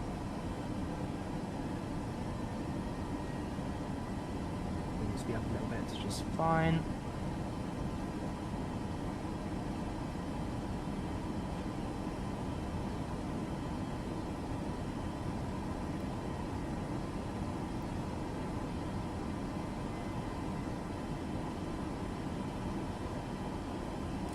Thousand. So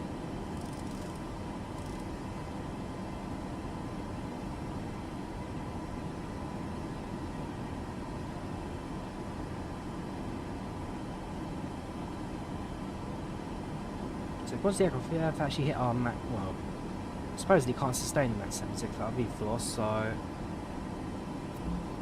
mean I disagree with that, but keep going. Bandwidth too low. Fueling times degraded.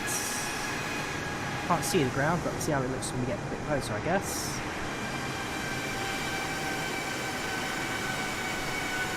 From the cloud layer. How long till landing? Look, about 20 minutes, Christian. 20 minutes to landing.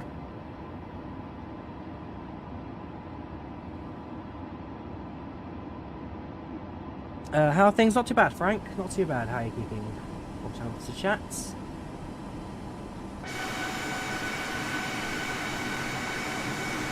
Set of night shifts at the moment, so sleep is a scarce resource for me.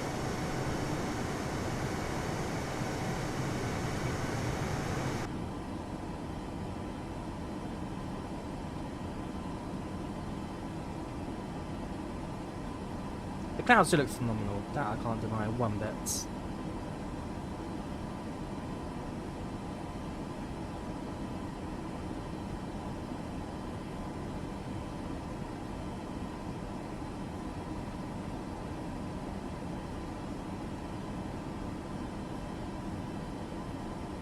Now for 1 hour exactly, 1 hour since our departure out of Stansted.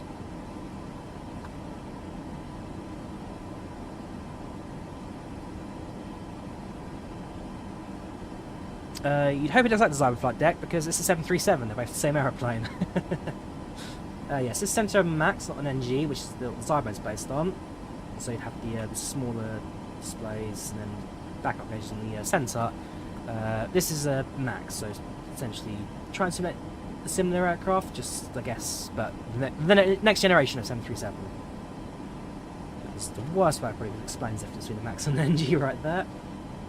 The clouds are looking phenomenal. Look at that cloud terrain. And again, it's not completely flat. So you've got in flights in 2020, you've got like these little like higher bits and the levels change. It's not completely flat as before. It looks stunning.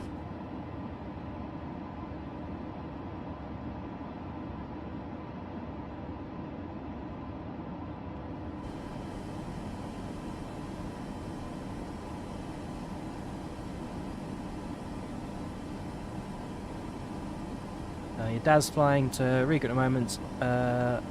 Very good. Right now we are on autopilot, yes. A bit more manually involved, so I'm having to manually adjust our top descent rate. There's no top descent marker at the moment, since in my case there wasn't. But autopilot is in full command of the aircraft, flying us the rest of the way to Berlin. We'll do a manual landing, and again don't quite know how the auto lands inside this aircraft just yet. All things I'm going to test off stream. Bring into the scene. Like I say, for example, like not being able to go on the standard button or the traffic button is annoying. Leaving this aircraft is certainly missing in terms of realism. Drop on the center rate now. About 1,800. 600 for now, I can increase it later if we need to. Seatbelt signs now come on.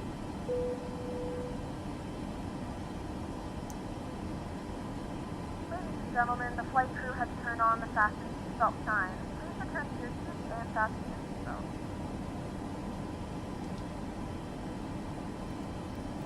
Just an RI speed a bit. The flight crew has turned off the fasten seatbelt sign. You can now get up and move about the cabin. However, we ask that you keep your seatbelt fastened when needed in case of unexpected turbulence. So I don't know if the actual ground scenery is loaded in at all. Presumably you can't see because of the cloud layer. Certainly the detail did drop off when we were at cruise, the loud part of cruise.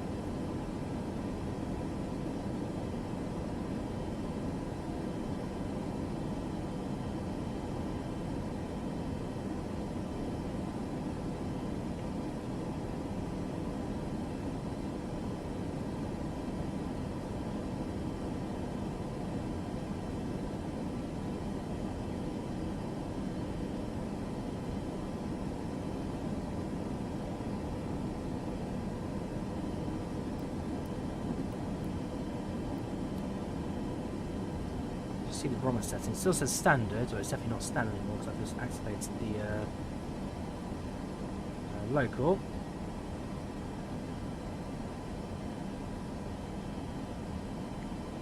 Cabin crew, 10 minutes to landing. That's 10 minutes.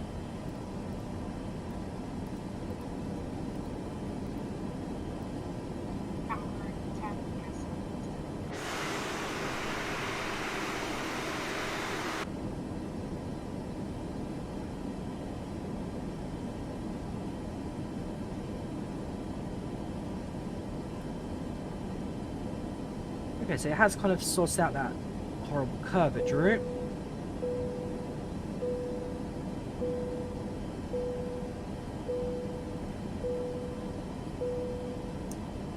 Seatbelt signs don't quite know what it's doing.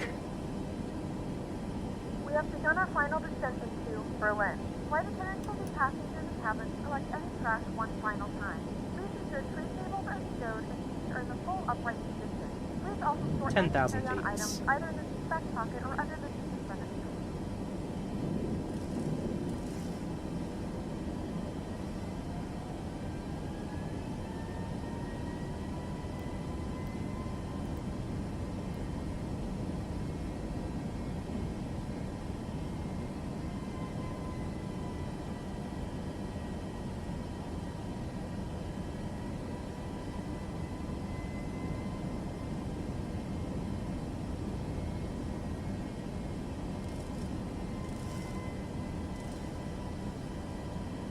That's 1,000 feet per minute. Actually gets some nice little intercepts at 3,000. You check out L2, Great Battle. Oh yeah, like I say. So okay, so this is still in active development. IL2. That's. I thought they stopped that game like 15 years ago. Didn't realise it's still developing yet. Okay.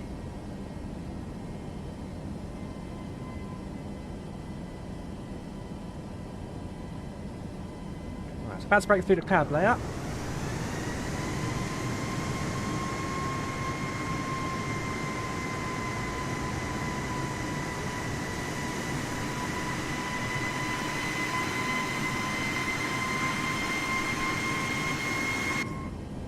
From Berlin now.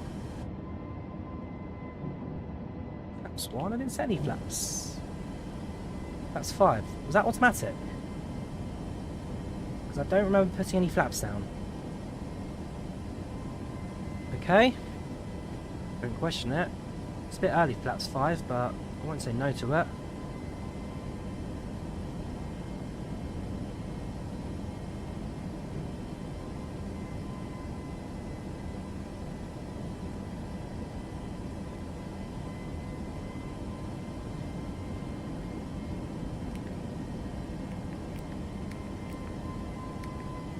Approach speed of 146 knots, landing at 141.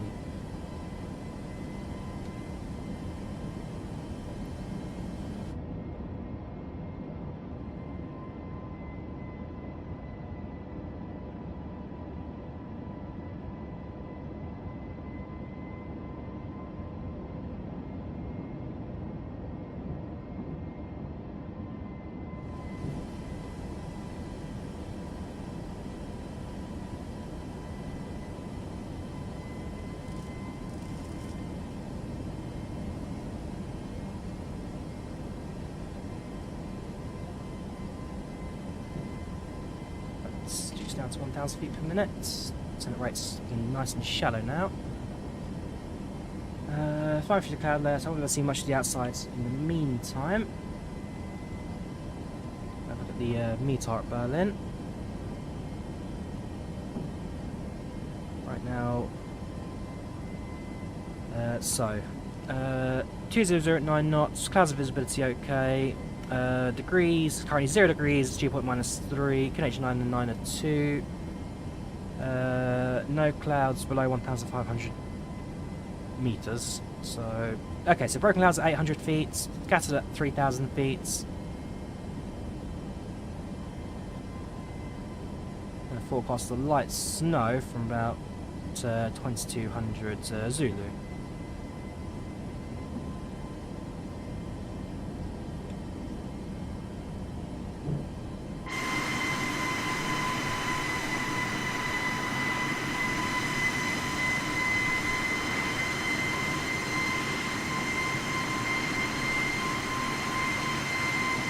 I've got a feeling none of the ground textures have actually loaded up. The satellite imagery is usually able to see stuff now. Nothing there. The streaming data has completely died on us. It's a shame.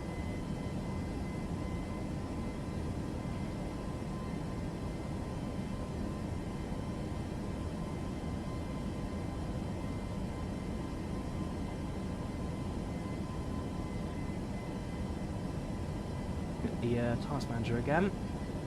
So about 38% CPU, 74% RAM, 50% GPU usage, and CPU. Again, not all cores being utilised, but it's a nice spread across all the cores to keep the sim running stable. Yeah, that should be a lot higher right now, so definitely missing some ground loading, which is a shame. Missing 4,000. Cabin crew, seats for landing please, seats for landing.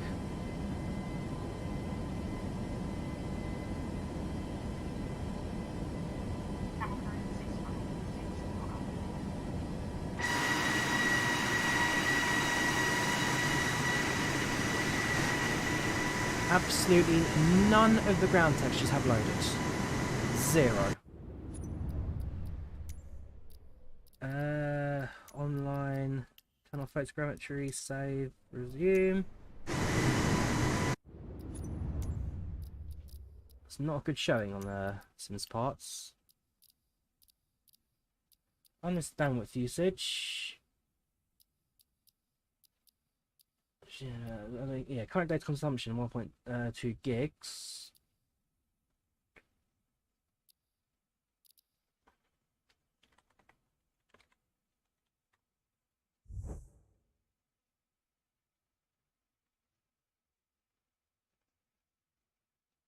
FPS I find better than 2020, I must admit, albeit at 1440. So yeah, I guess it's a 50-50. Some things are better, some things are worse. Although I must say I am disappointed with the fact that the satellite image of the ground scenery has just decided not to load anything, not even attempts to load anything. We are connected to the server. The server's still on. I might change to one of the US servers, see if maybe they're running a bit smoother, but that is... I can't lie, that is disappointing. Nothing. Not a few electricity piles have spawned in.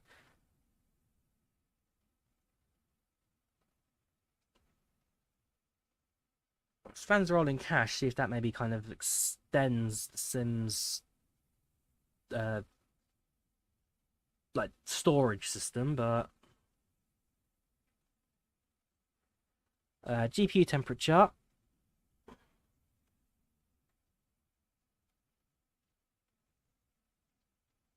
Right now GPU temperature is... Do I have a... what do you call it running? Oh, what's it called? The overclocking. Afterburner.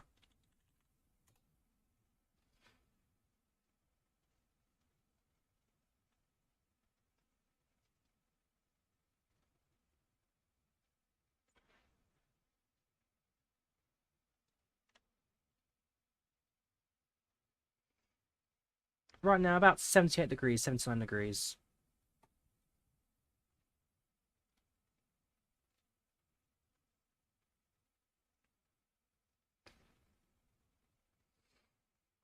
You're not alone with ground textures. When you finally loaded through, you thought you're back in MS-DOS. But the thing is that it looks really good when I deployed out of Stansted. Just at some point, the sim thought, you know what? We don't need ground textures anymore. Just completely wiped everything out.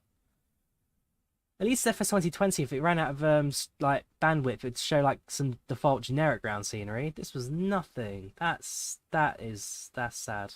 I'm sorry. That is a shame. I'll switch over to the US North server because that's where I had most stability. If I'm going to connect across the pond. I expected something, not nothing.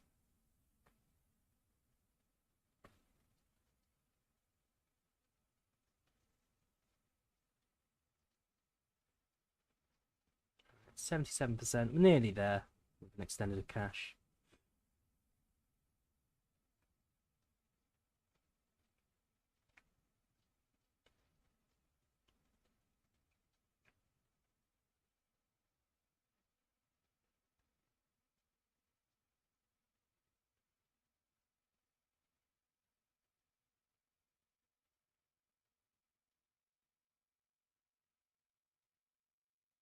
Good luck finding the runway, mates. I'm hoping the airport seems like, because like I say, I've got Aerosoft Berlin installed.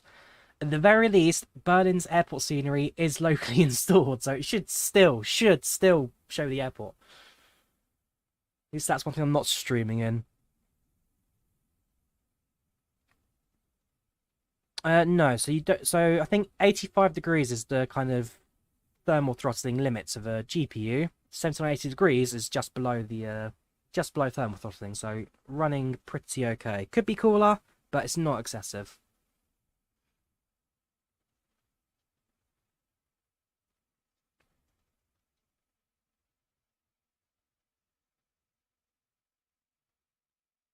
Right, nearly there, 95%.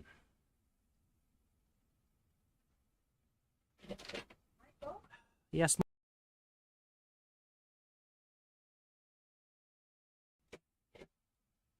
Mother of the dinner shout out. Having ramen tonight. Come on, 98, 99, 93, hundreds. And then forget West Europe, we're going to North USA. Okay. East USA.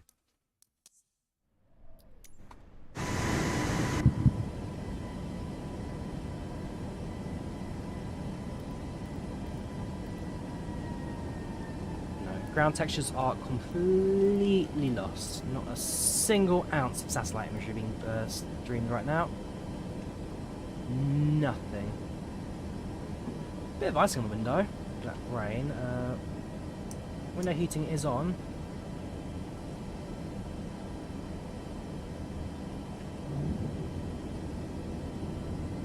I feel it's doing flaps automatically for me.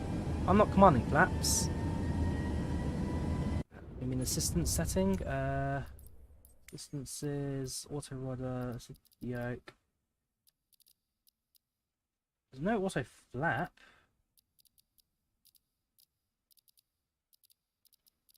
No, it's just doing flaps on its own. Okay. Automatic flaps. Wait, why is it down there? No. Jeez.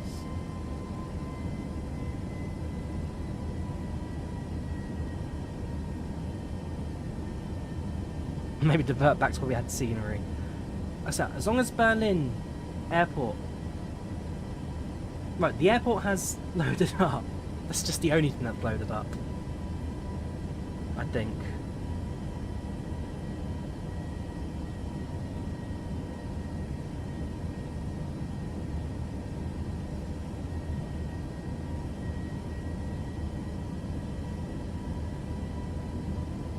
That is heartbreaking, I'm sorry. The window effects are nice. As it slowly freezes over the window, even though I've got my window heating turned on. That shouldn't be freezing the window. But the fact that none of the satellite imagery has even thought about spawning in, that's heartbreaking.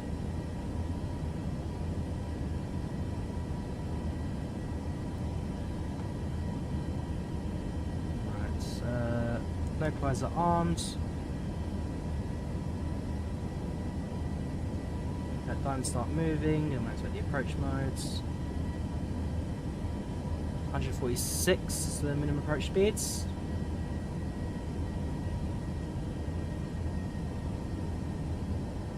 About 10 minutes ahead of schedule right now.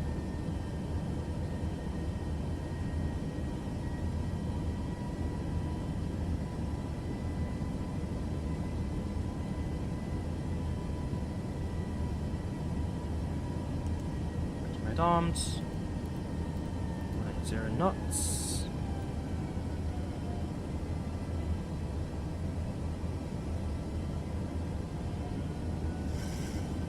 This aircraft now descending down the glide path, 3 degrees down.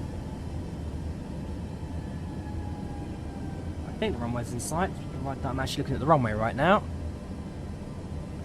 Berlin Airport in the sea of DOS polygons. 2500. Gear down, 15 flaps.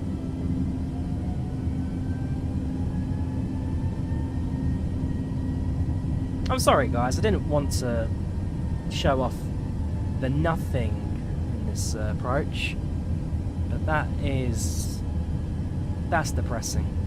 I haven't been playing Flight Sim for, my first Flight Sim was Flight Sim 2004, but in 2005, so about 19 years, Jesus, 19 years of Flight Simming. Well, I didn't really take things seriously until maybe about 9 years ago. Right. Minimum approach speed 146. The runways have not slowed it up. Max 30 set.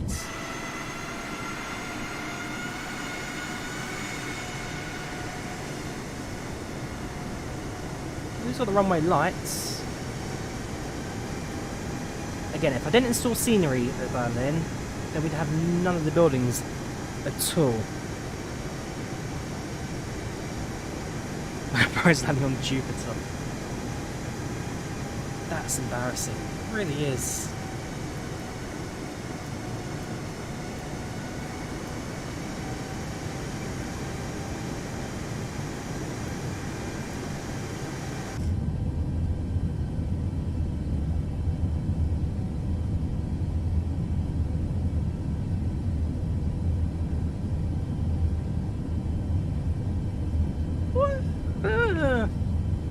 Again, I can't see out the window properly because it's frozen. The window's not frozen. The heater's on. Well, the wipers scraped the ice off. 1000. They in fact do not. 1000, auto throttle off my engines.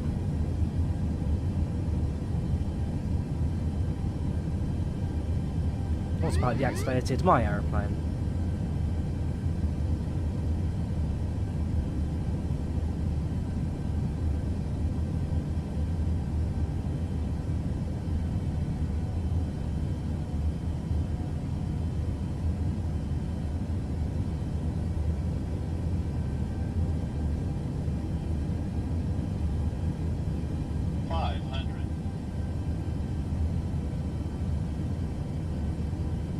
Question is, does the ground actually exist? I'm looking at the buildings now. The buildings are floating. Is the terrain off as well? Is 0 actually 0? 300.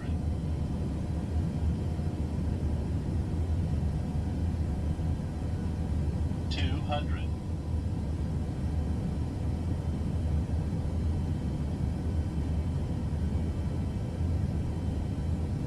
100. Approaching minimums.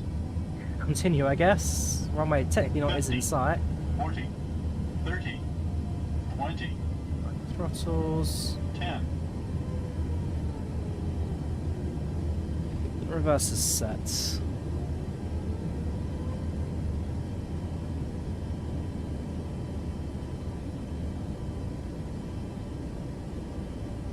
80 knots. 60 knots reverses to idle.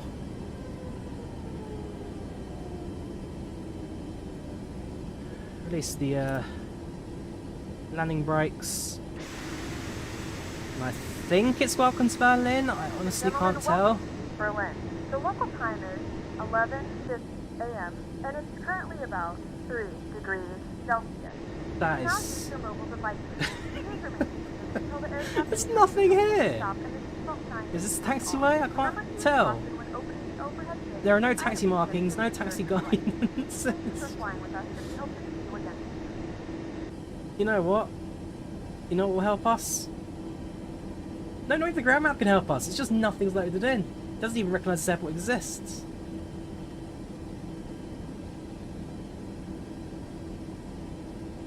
I mean, Volanta's tracking is not exactly one-to-one, so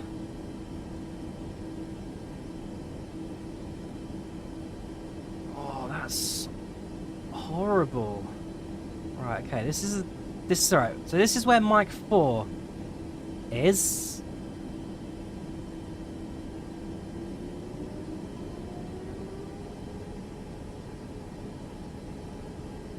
Right, yeah, this is the approximate location of Mike 4.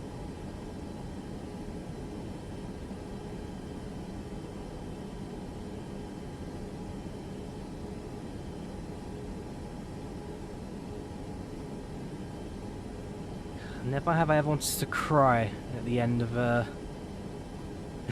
the end of the live stream. Alright, so taxi's now going to take us onto Alpha, if we can find it.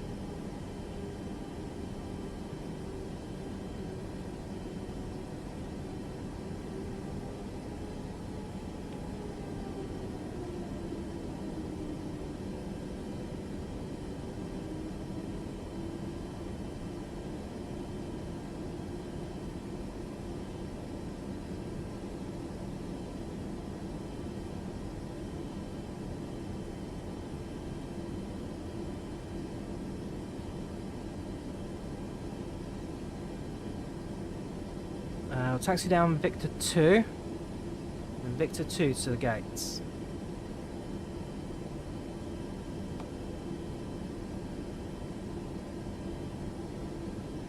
Into the mist, lad. There's nothing here. Nothing. Not even an ounce of satellite imagery. That is sad. That was such a good flight as well. Bit of hiccupy at the start, but it ultimately ended really, really nicely. And then there's nothing. Nothing but the great beyond. We've hit the edge of the Earth, guys. That's it. This is the edge of the flat Earth. Oh, that's so sad. Flight's in 24. I want to like it, but in this current state, it's not great. Oh.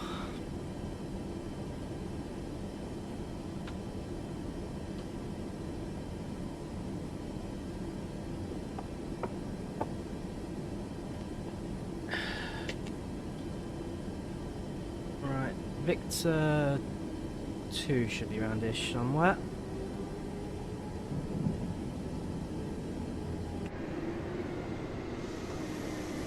Yeah, right now, blown past it.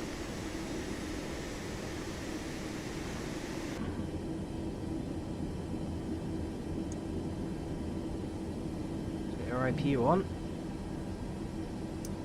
Yeah, I know, mate. What's wrong with? Hang on, what's with his pupils? Why are they so bright white?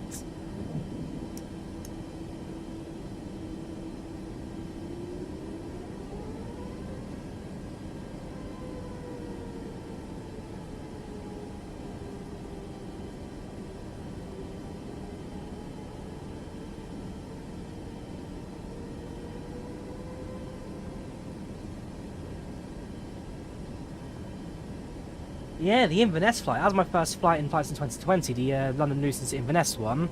The reason I chose that was because it was my very first flights in an A320neo in real life, so I thought, you know what, let's do it in flight sim. The Inverness scenery was special.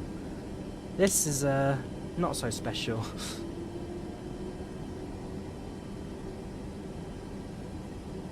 Like, full credits to Sobo for wanting to do streaming data, because streaming data visually would look better while taking up no hard drive space. But the problem with streaming data is this: if for some reason servers drop out, which again, I'm still streaming, we are connected to the internet, it was working on departure, but if the streaming servers ever just drop out, then yeah, you lose everything. I'll take Charlie 05.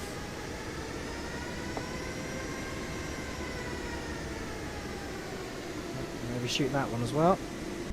Yeah, so for some reason my brake key on the stick is also on the joystick is linked to throttle up. I'm gonna have to change that 100%.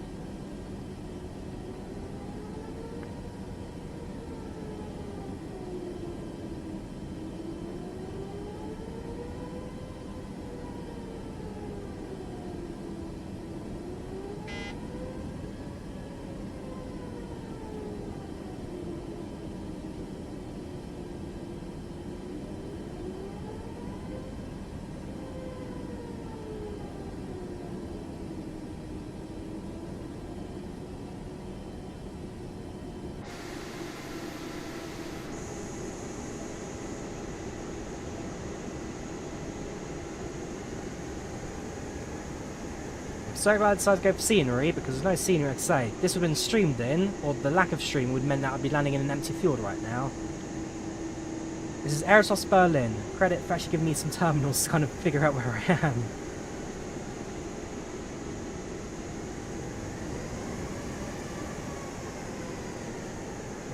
Right, that'll do. Parking brake sets, APU generators on. APU bleed on, and engines off.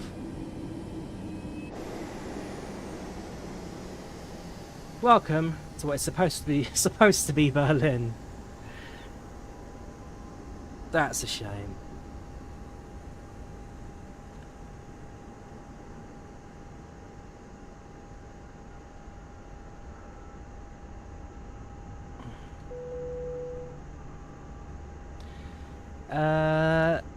Yeah, okay. I'll finish recording the replay so we can check out landing from passenger perspective. Not that there's much to look at. Storage not a problem these days. 2TB NV costs barely nothing. The whole sim's catered for Xbox. Is this FSX? It might as well be MCN.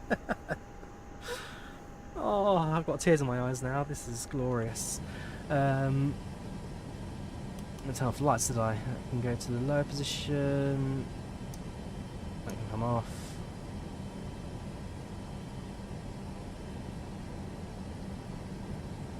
Right. Oh no, ground services for ATC, wasn't it? Right, tune ground.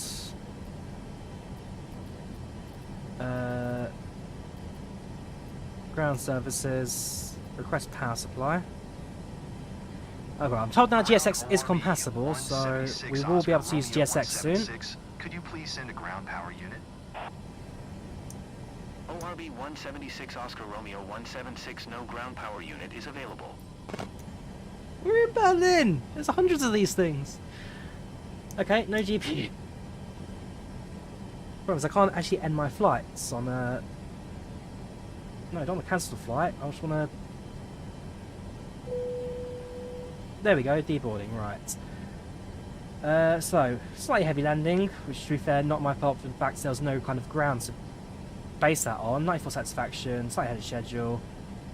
To be fair, this is the first time in Terran flights in the last 2 days I actually had this, where the ground scene just decides not to load up. That's the first time I've had that. Hopefully it's the last time I have that. Why are the dial displays so blurry? No idea. They just also decided not to do anything. Well, normally doing a replay, I would hide my face to get to enjoy the scenery. I don't think, for some reason, this is going to be much of an issue for this replay.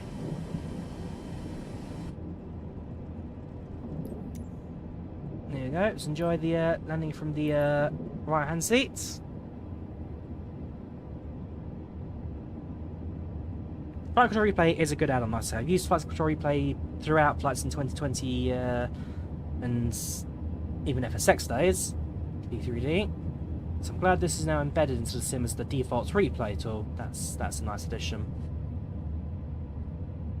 So here's our approach into Berlin.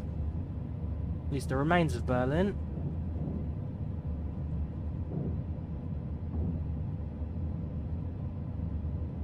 That is...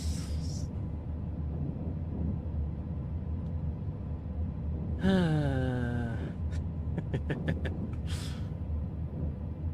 we go, and... Welcome to the Aeropoid.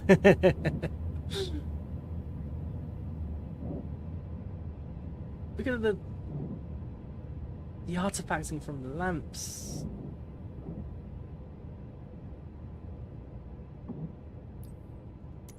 I'll do the same from the left-hand sides. Not that there's actually anything to look out this side. Not even the airport terminal scenery goes out that far.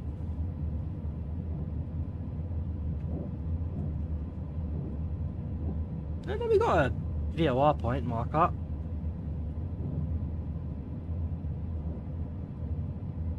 Actually, that might be an NEV. That's more of a non-directional beacon as a VOR. We've got the fence. We've got floating windsock and stuff.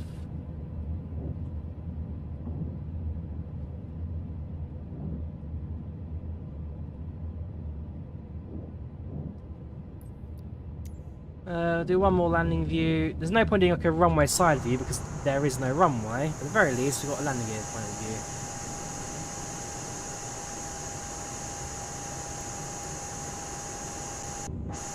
Whoops.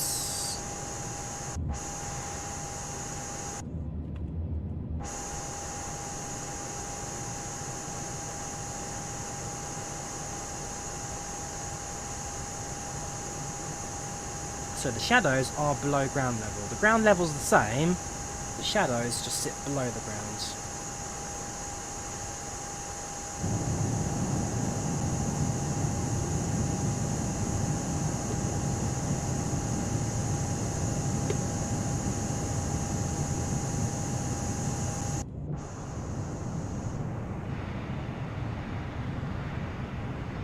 Well, that's a bit of a... If I save it, right, now let me reload into Berlin. So if I go back to end flights, yes. Honestly, can I spawn in at Berlin and kind of refresh everything?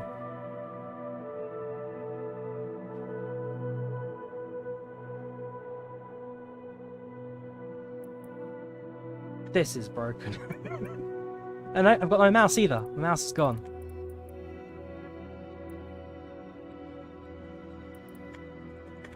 Nope, it's dead. Okay,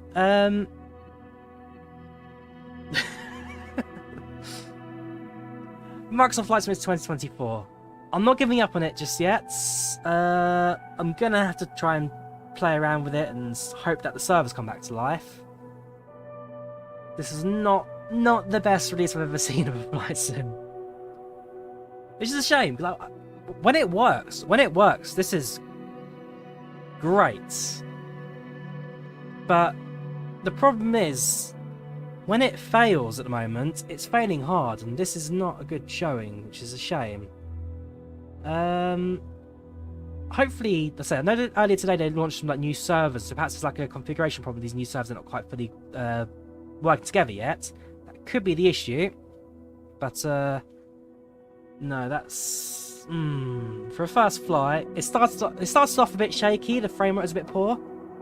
Then it went fantastic. For the first hour and a half, the first hour of that flight was super.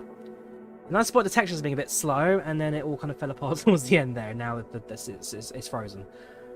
Yeah, so Microsoft Flight 2024. I want to like it, but it needs work first. It needs work. This is an early access. This is an alpha. It's not yet fully released, in my opinion. But hey ho, it's what we've got for now. So, hope you enjoyed the video. Leave a like if you did. Subscribe to the story. Thank you very much for watching. Apologies for any kind of disappointed with this one. I didn't want it to fail, but it just has, and hopefully over the next coming days it will kind of improve, but for now, not the best starts. Thank you for watching. So we'll try and do a stream tomorrow. I'll try and see if we get the PMDG to work fully in the sim, because I'd like to fly an 737 that has everything working. We'll try an A330 long haul at some point as well. That's going to be probably more of the weekends, but we'll see how things go.